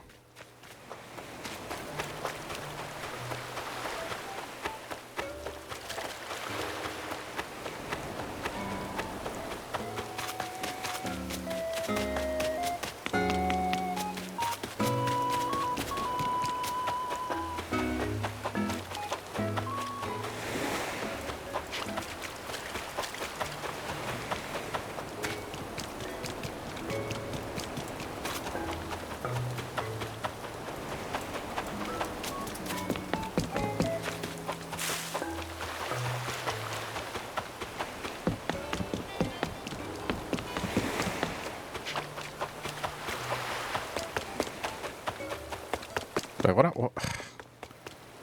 I'm like running around thinking, okay, where can I dive in? It's like, how about I just dive in?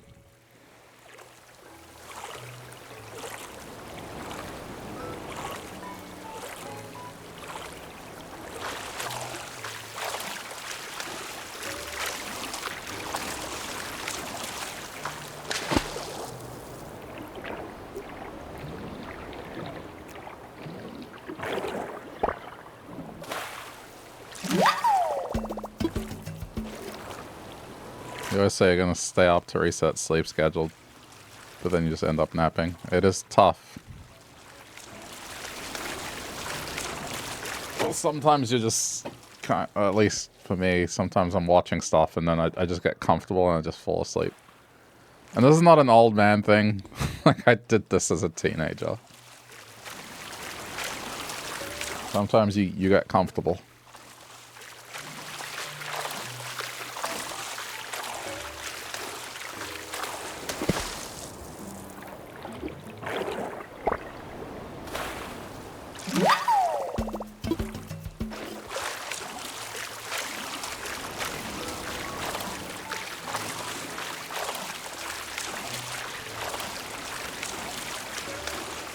The other way you can stay up is just, like, watch something where you get heavily invested on someone doing something stupid.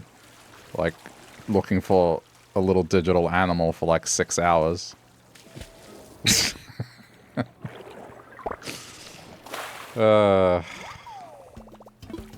I'll start making jokes about it in the next couple of days, don't worry.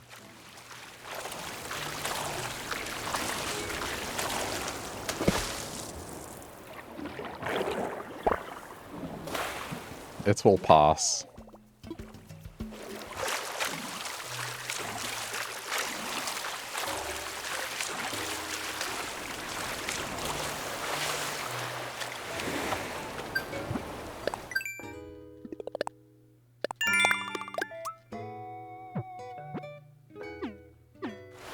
But, I have to use the shipping bin.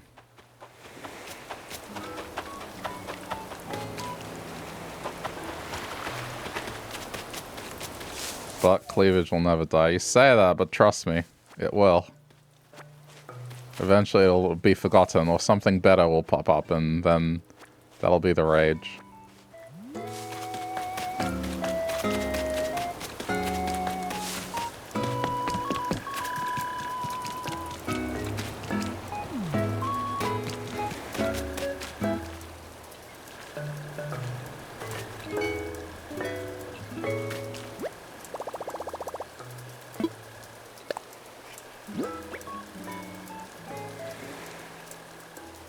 You looked at other Animal Crossing streams the other day when I was off, and they're all like 60 different island codes with no one talking or in another language. I've never actually looked, to be honest.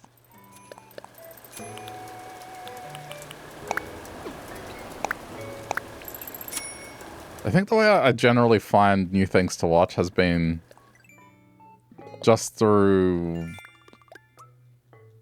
I guess, people I've met, or like if I see a stream that I already watch, kind of interacting with another person that I've never seen before. I mean, I believe you.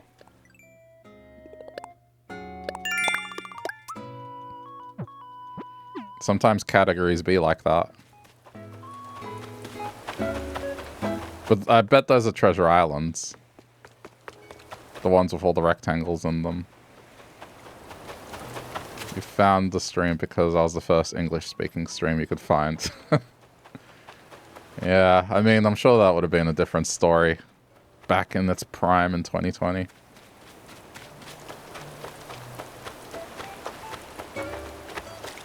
Unfortunate to say, you know, my Animal Crossing stuff isn't eternal. It's just, right now, it is going to be something that lasts a while, but, you know, eventually, another game will come and take its place.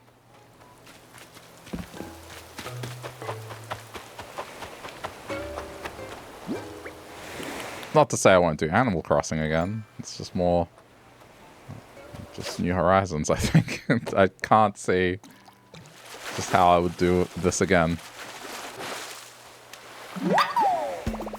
But I'll do adjacent things. It's like, yeah.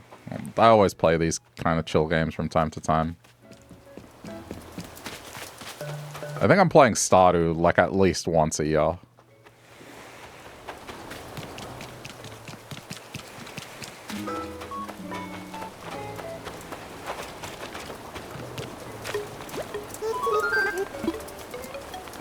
And, I mean, there's still a few Animal Crossing games I haven't played.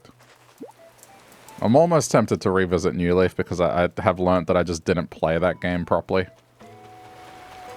And I should probably do it justice and do it properly. But, yeah, I don't know.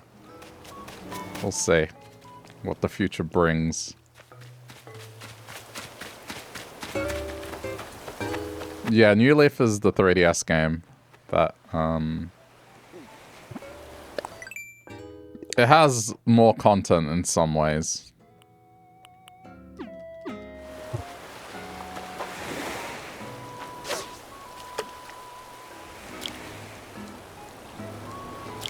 Did I get my 3DS modded for streaming? Yeah, I got one. Modded.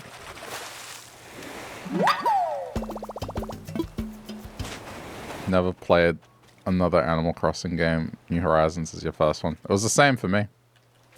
And I kind of went back and tried some of the others. Yeah, I've done some 3DS games. I got it modded for, what was it?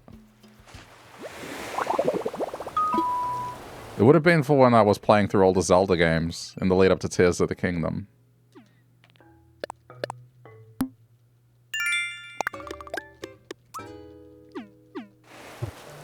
I was like, okay, how am I going to tackle the DS games? And, you know, there's emulation, sure, but I actually own the DS games. And there were a few other DS games I wanted to play on stream, so I thought, you know what? People will enjoy these. I'll do it.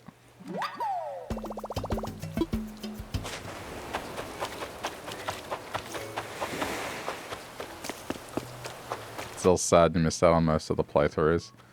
Yeah. I mean, that's just how it be. The VODs are still there, but I get it. It's not the same as, like, being there.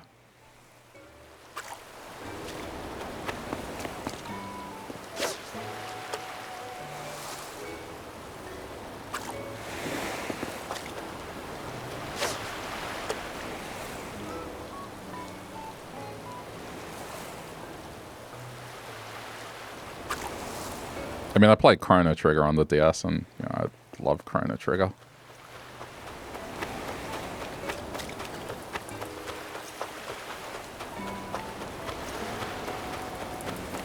I might do some more DS stuff soon. I've been thinking about a few DS games that, you know, bring nostalgia.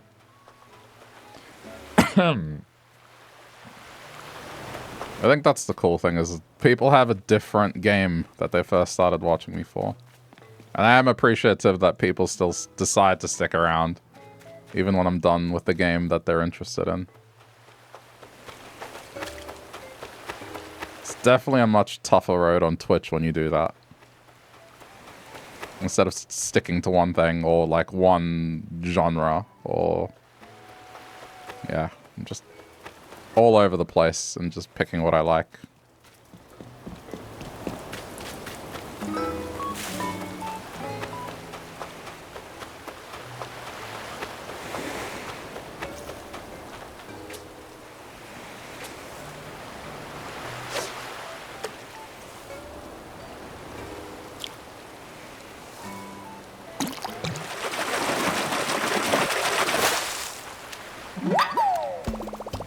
Get to see so many new games because of me. I mean, that's kind of the thing I wanted to go for, is just like...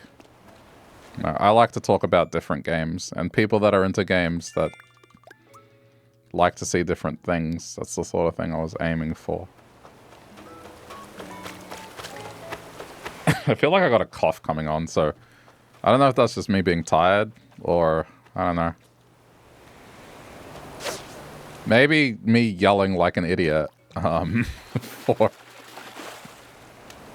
Like an hour in Silk Song may have done a bit on my voice.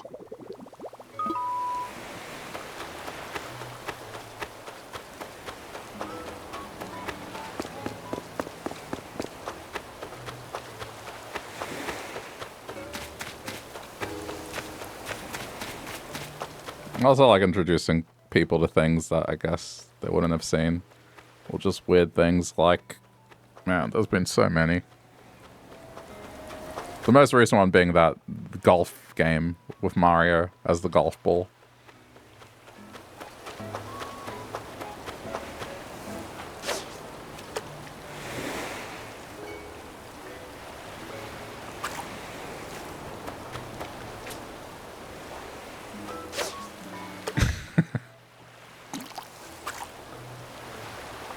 I'm just sorry. Yeah.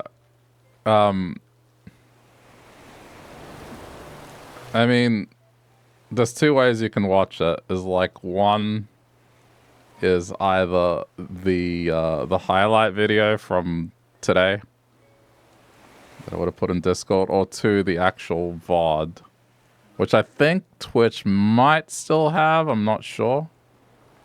But otherwise, hold on. I can link the actual. If you want to laugh at my misfortune and see me get absolutely tilted by something, more than the Animal Crossing villager thing,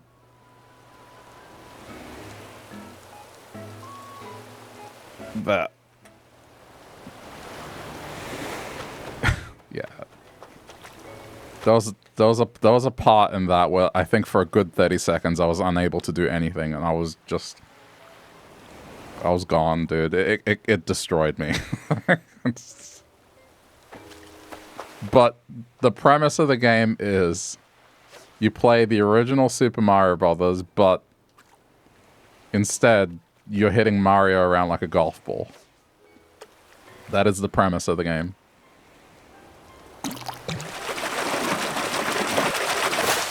And it's one of the most insane fun experiences I've had in a while.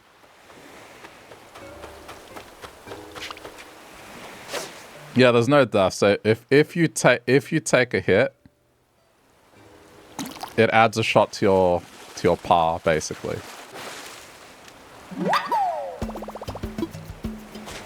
I never made par, not once, not even remotely close. I think the closest I got was 3 or 4 shots to par. Everything else was like 30, 40 shots over par.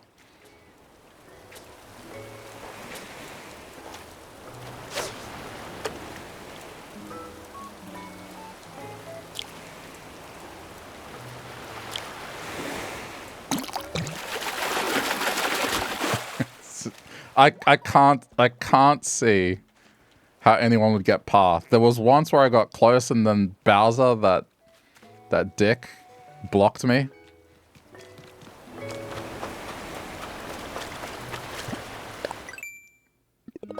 But I was getting pretty good at it towards the end of it. I did 2 runs of it. I did 1 run of it where I played it like I would have as a kid, where I took warp pipes and got to the end as quick as I could. And then the second run of it was I did every stage. Did not skip anything. Can I play again? Unless they add new content. Probably not. Like, that was a one-off thing. It's just, yeah, every now and then I'll pick something and it's a one-off. If they add the lost levels... If they add the lost levels, I'll definitely come back to it. You know, there's always a possibility they could add the lost levels.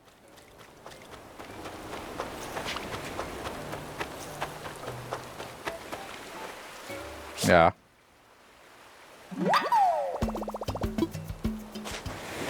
What about Astrobot? There's not enough that they've added to it for me to justify coming back. I mean, you know, this new thing that I'm using, right? That shows you the kind of games that I'm thinking about playing. There's already a lot on the horizon that it's like 10 levels I'm probably going to breeze through very quickly. It's not enough content. For me to visit something, it needs to be something where it's between, I don't know, 2 to 4 hours-ish of new content. At the minimum. Is Kingdom Hearts on the list? No, because I don't want... Well, okay. When I say I don't want to play it, I say it in the sense that it's not a game that I have selected to play. It's not that I don't want to play it. It's that, as far as what I'm looking forward to, those are the games. So the beauty of this thing is people can suggest what I want to play and then vote on it. And then if I see enough thumbs up on the game, I'll be like, okay, people definitely want to see that. So now I have a way of tracking that sort of thing. And then it won't be like a, you know, one person asked for it. I wouldn't say like majority rules. It's more just I get a better idea of what people want to see. Assuming people even look at the thing, which remains to be seen.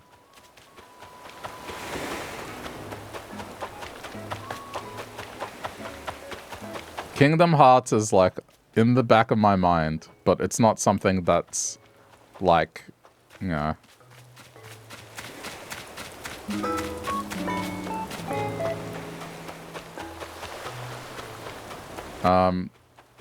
Is it on Discord? Yeah, I posted a link to it, but the bot also every now and then talks about it. I think if you scroll down on the channel, there's like a pane as well that shows all the games I've played. And it has that stuff on it. But that's the idea is, yeah, you can see everything I've played. And a list of things that I am looking forward to playing. But then it also has a feature that, yeah, people can request stuff. Or vote on stuff that I've been like, oh yeah, this is upcoming. It's kind of nice, but we'll see if it gets any use.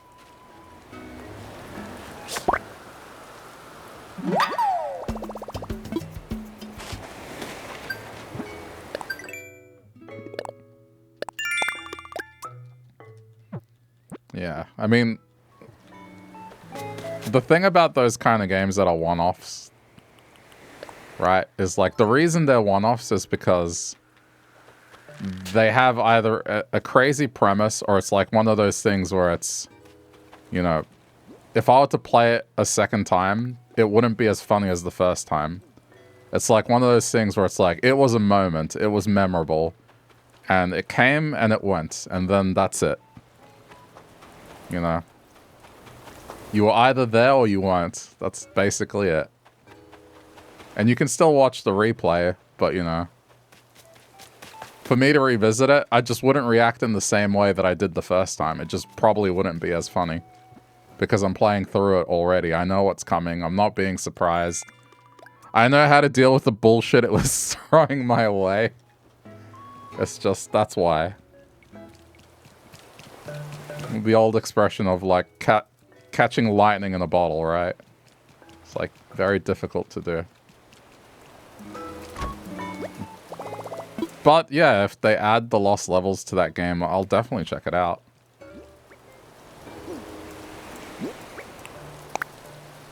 I should probably subscribe to it on itch so then I can get updates of when they add stuff.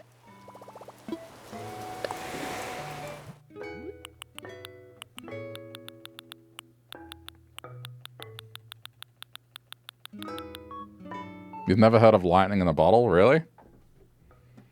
Let me get the expression right. What was...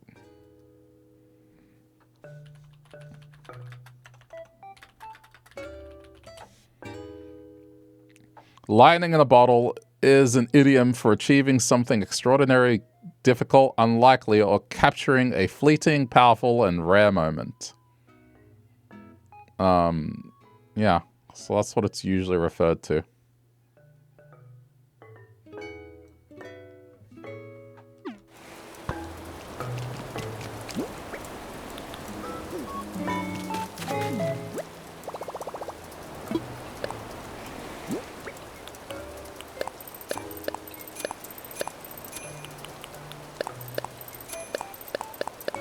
Yeah.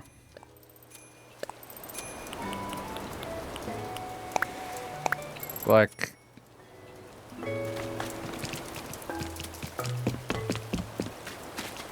You know when a baby takes their first steps, and you see them take their first steps? If someone misses out on that, and then they tell you to, hey, make the baby take their first steps again, you know it's not going to be the same. Because the baby's going to be a little comfortable. They know what the first steps feel like. It's kind of that. It's just, you know, you were either there or you weren't. That's just it. And you might be able to see something similar again, but it's just not going to be that same thing.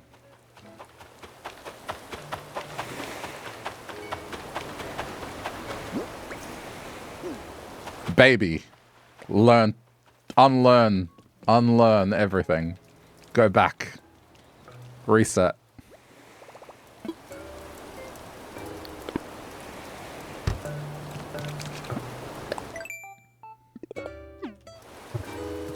I have enough for terraforming now. Well, the water one anyway. I still think you can watch that VOD and still laugh at the end of the day. But maybe that's just me. It's like, I still watch VODs, and even if I'm not there live necessarily, it's still fine. But I get that being there is a big deal. It's part of the experience. You can say you were there when I was screaming at Mario, like getting hit by bullet bills repeatedly for like 30 seconds. And then the next day at work had like a scratchy voice because of that.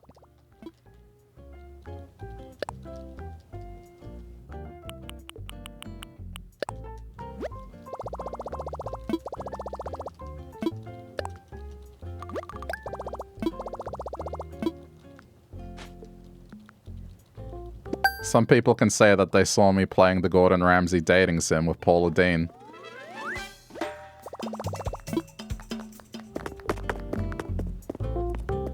Well, like, it got very erotic with melted butter.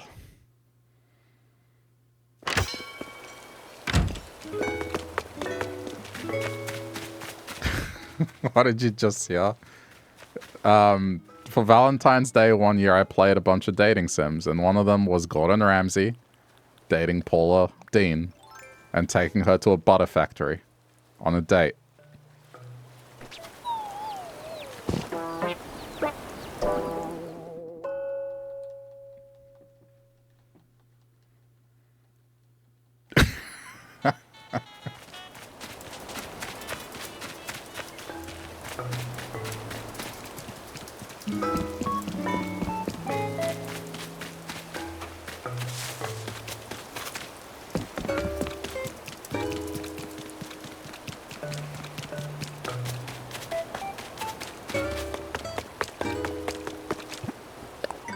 I don't know, you want any other recommendations that you want to look at the VOD's channel for?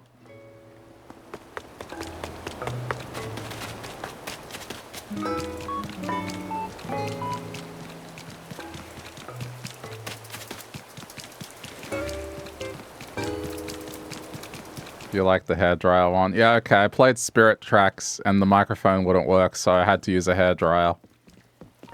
I had a stylus in one hand and a hairdryer in the other.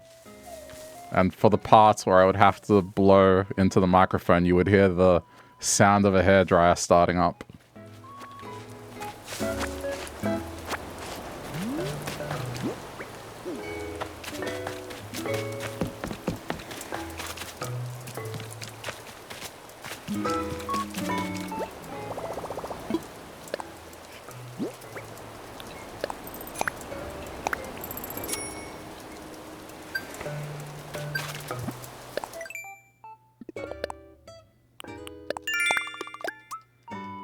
Why do I have a hairdryer? I guess a remnant of times past, and I guess it you know, if you want to do something to your hair, they recommend it being dry.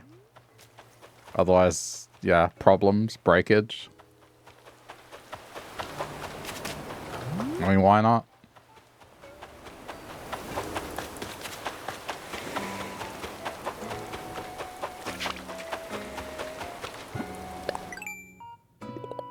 I got hair.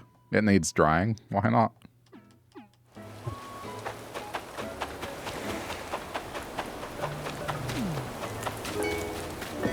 You avoided that problem. You got male paladin baldness. Ah.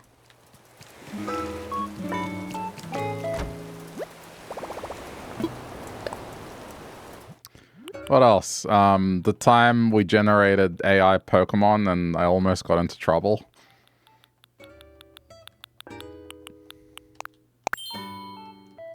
Because we didn't think through the prompts we were getting it to do.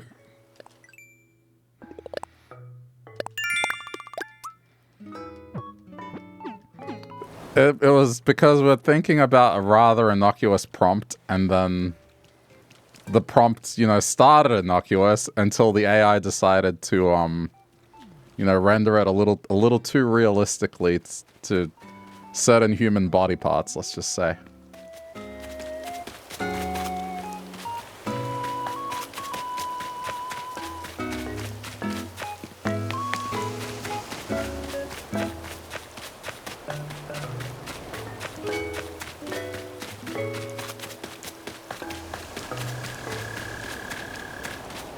I mean, thankfully I didn't scroll all the way down, but when I did, I was like, oh boy, I dodged the bullet there.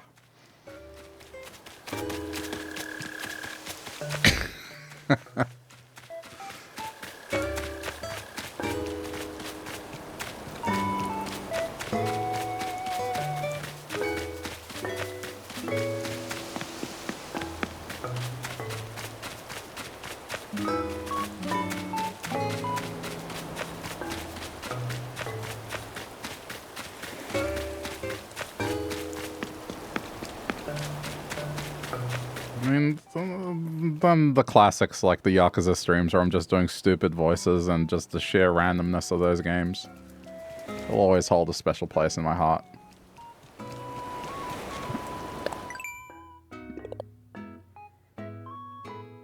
I don't know why I was walking around getting bugs. And I'm like, I'm getting bugs. I'm like, no, I'm not. That's done now. Alright, let's get the pass.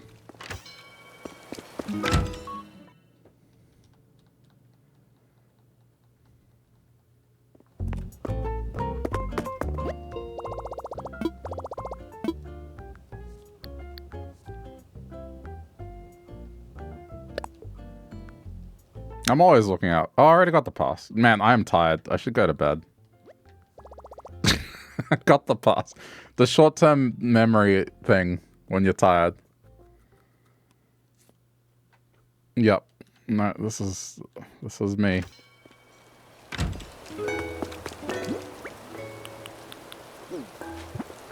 Heading off Tizzy. Alright, man. Have a good one. Thanks for popping in.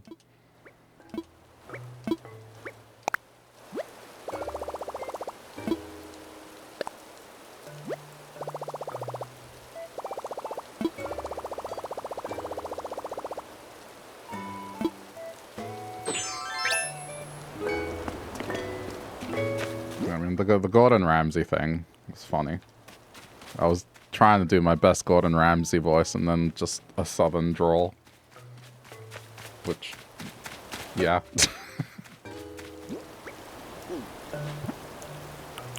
Oh, man.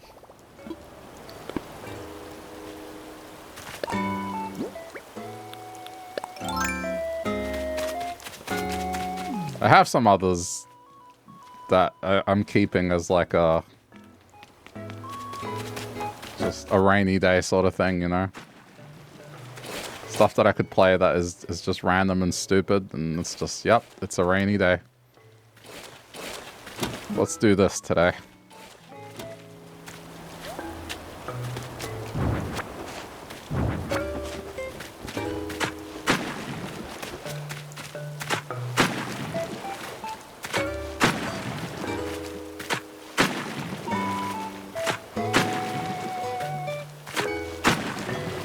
I need to redirect the river, but first we're gonna build a bridge across this.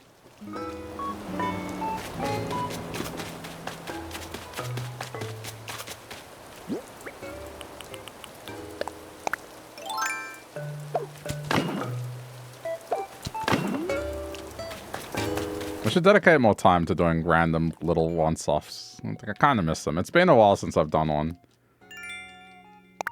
The Mario Golf thing was... Well, okay. That was recent, but then before that, it had been a while.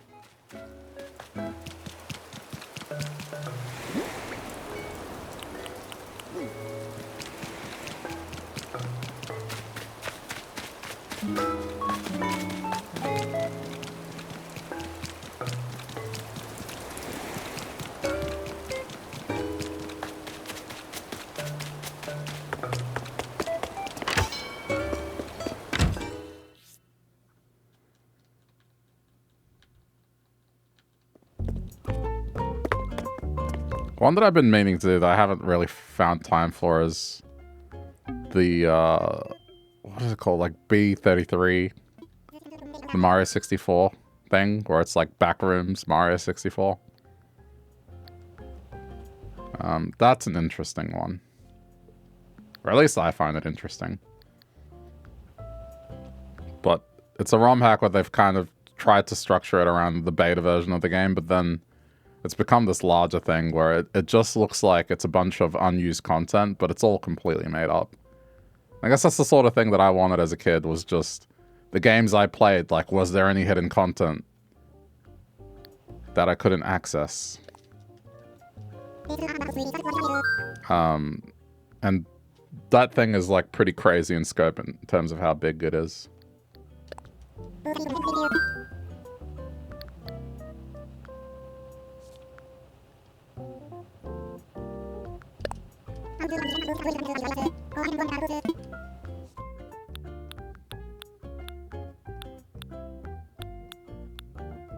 There's another one I've heard that they've done a Pokemon game, but it's using Mario characters instead. And supposedly it's pretty good.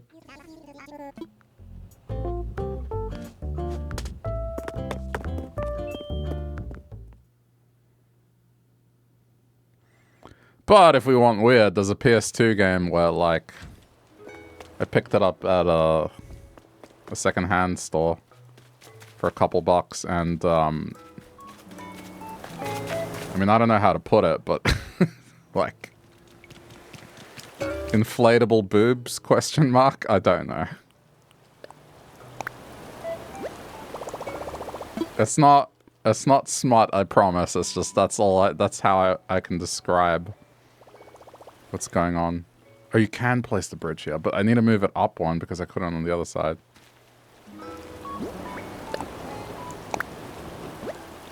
The box art sold me on it. Single-handedly.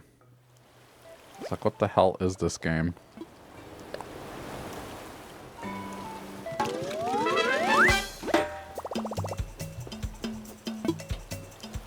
Let me see if I can get a picture of it. Hold on.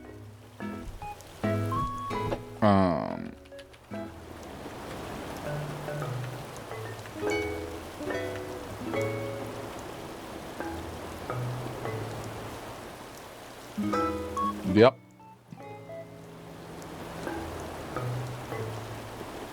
Oh no, there's a YouTube thumbnail about this. Okay.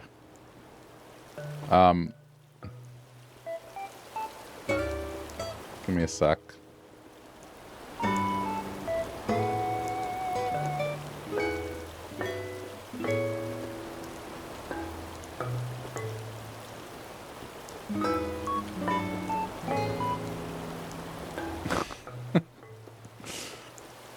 I mean, it's an actual game, so it's like, you know, you can play this.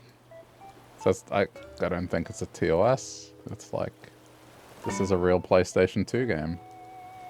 A real PlayStation 2 game. That I own and have a copy of. That I spent $5 on.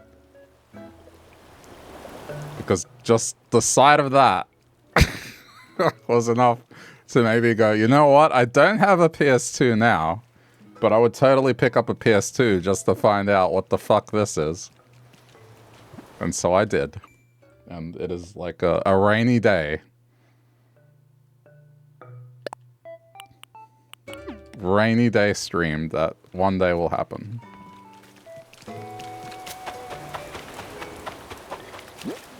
I'll be like, I don't know what I feel like. What do I feel like? And then just out of nowhere, that's the game I'll play that night.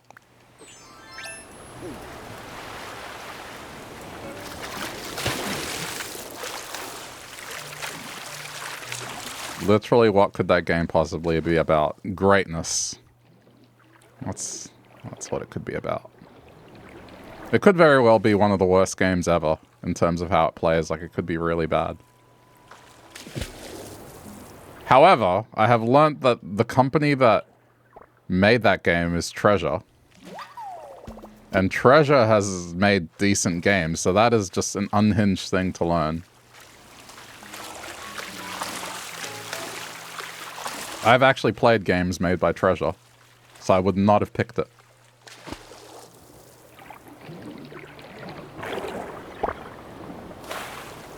It's probably one of these things where it's like a company just as one of their first games just did something really weird.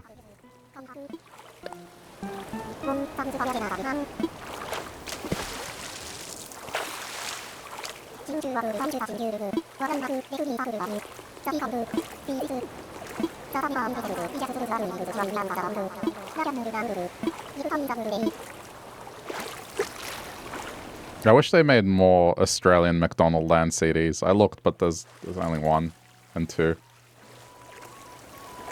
But those are another, like, out of pocket, just random stream. I played games that I used to have installed on my computer as a kid. And one of those games was McDonald's in Australia released a CD. It was just a click adventure kind of game. Adventures through McDonald Land. And, you know, what made that interesting for people is just every character had an Australian accent. So if you've never heard Ronald with an Australian accent, or things being very Australian but still McDonald's,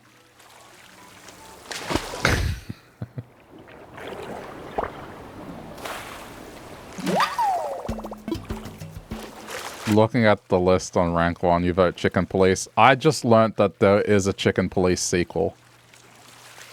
I played Chicken Police and that game was a surprise. Like, wow, I really enjoyed that game.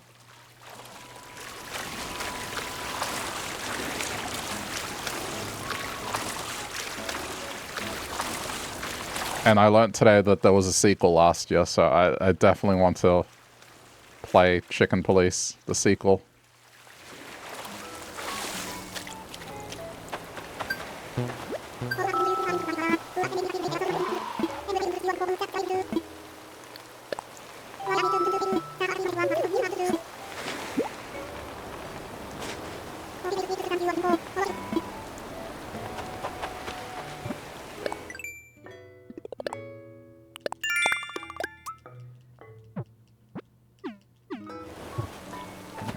Go have a look at the VODs channel. It's there.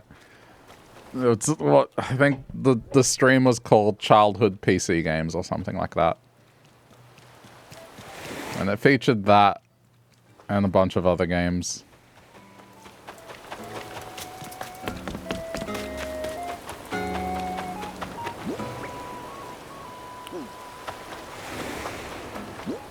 I wanted to get another one of these. There we go. But I mean, yeah, with that that site where it like has what I'm thinking of playing, I think you can also suggest stuff as well. And then if I accept it, it goes into the list, and then people can thumbs up it, and yeah, that's the intent of it.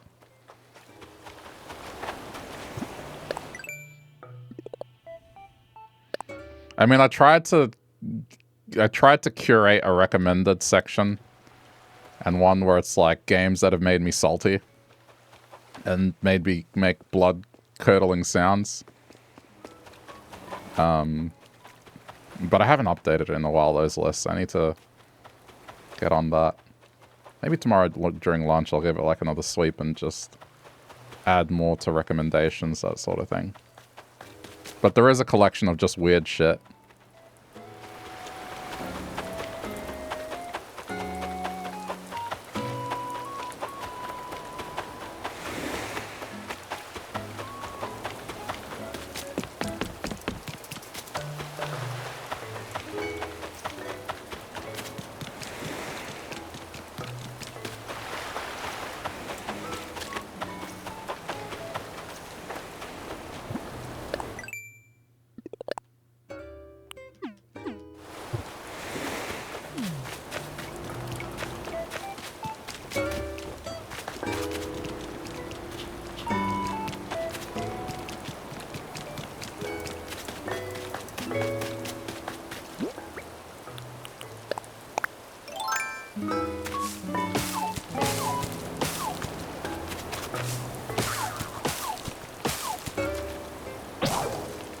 Damn it.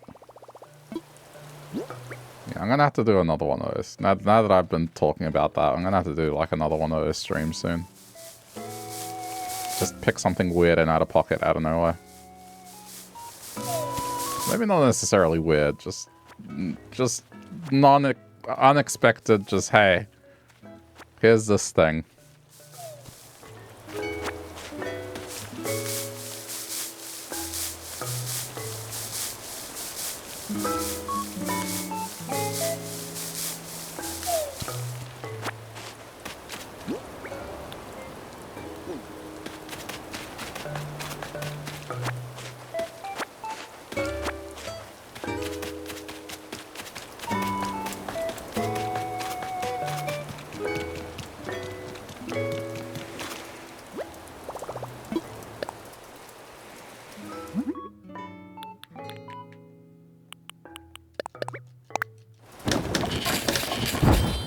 Chicken Place, I'm going to wait for it to go on sale. I'm definitely getting it. I had a lot of fun with the first one. I got it on PlayStation Plus, and the only reason I checked it out is just because the constant joke of me just liking chicken a lot as a food, it's just my favorite thing in the world. And it just comes up in conversation constantly. So for the memes, I was like, yes, this is my kind of game. And it actually was it was a good game. It was very good. Very well done. Got some laughs out of me. So definitely want to check out a sequel.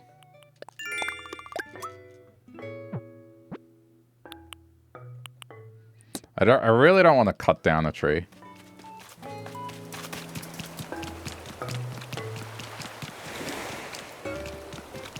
I guess let me just donate the money. We might be sandbagged now. It's also late.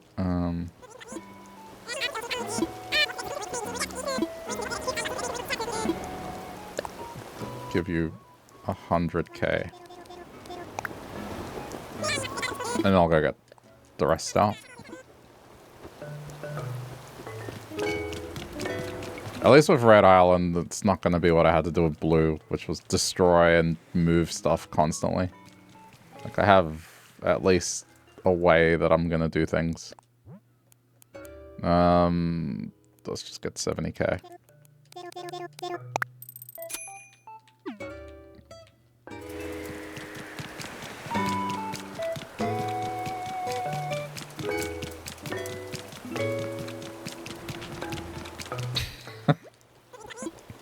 I could play...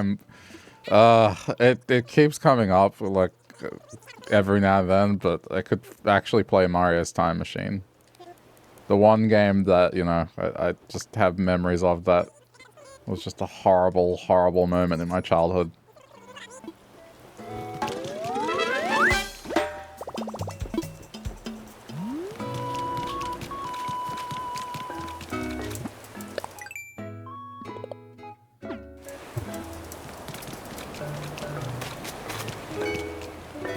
You've never heard of that game. So, it wasn't a real Mario game.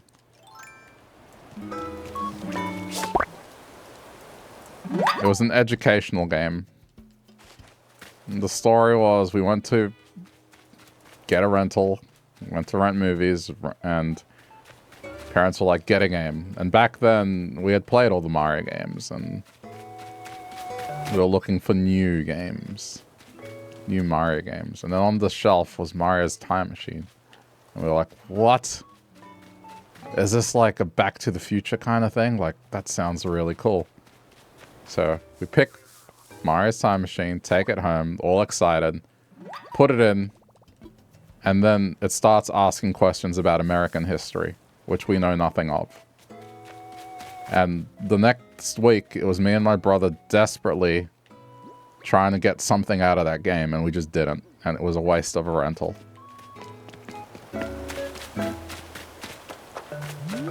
I don't even know what you do in that game.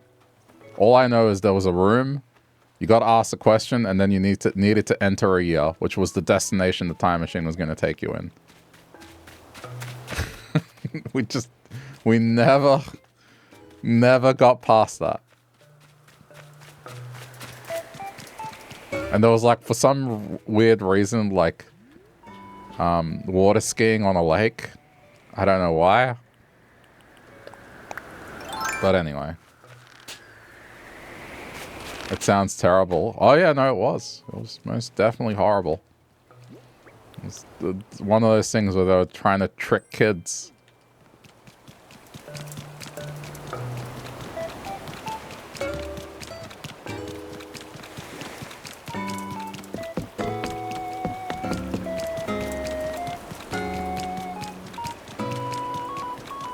I bet there's an angry video game nerd episode on that game. But I shouldn't watch it. I shouldn't spoil.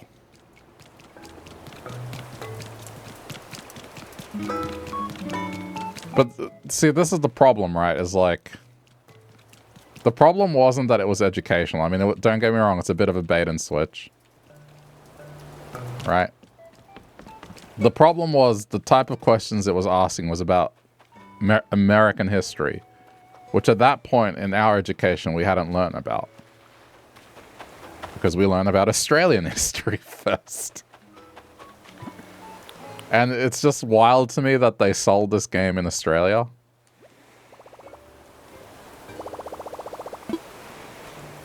It made no sense.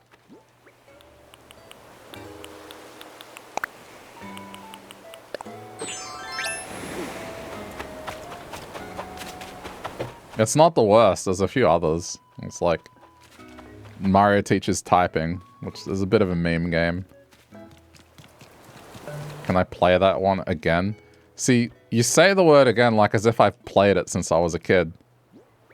The last time I played that game, I don't know how old. I was a kid. I haven't gone and touched that game.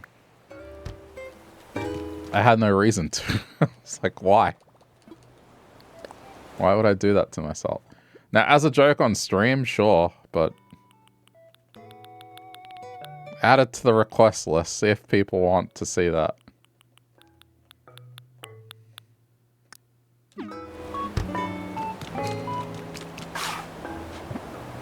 But this is one of these things that even if I play it now, like I'm gonna have to look up the answers.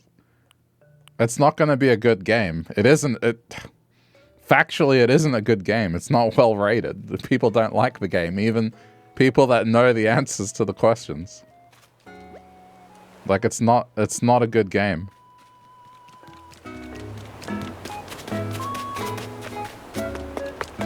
I guess what's going to carry that playthrough is going to be commentary.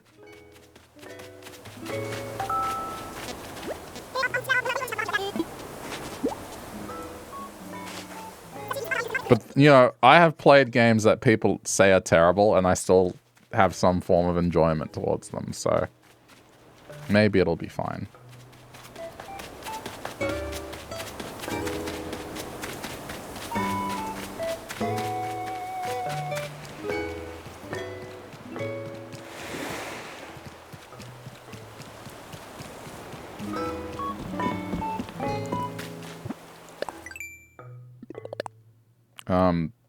These are... I can't actually do this one. That one I could probably do. It's just sea butterfly.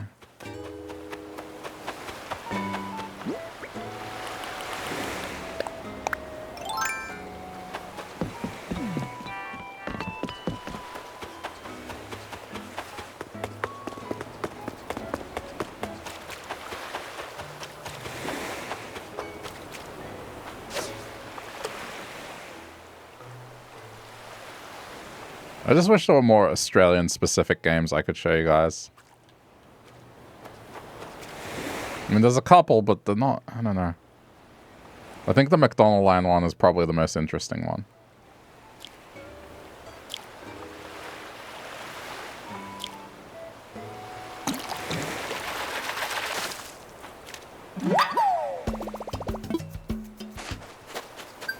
And I already did that.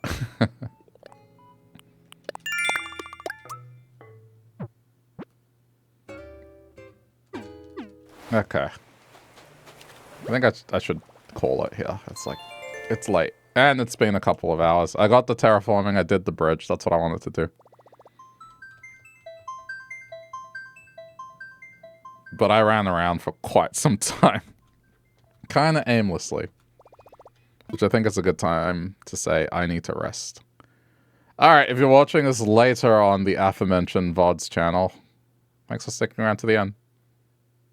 Leave a like if you feel like it, and we'll do more of this next time.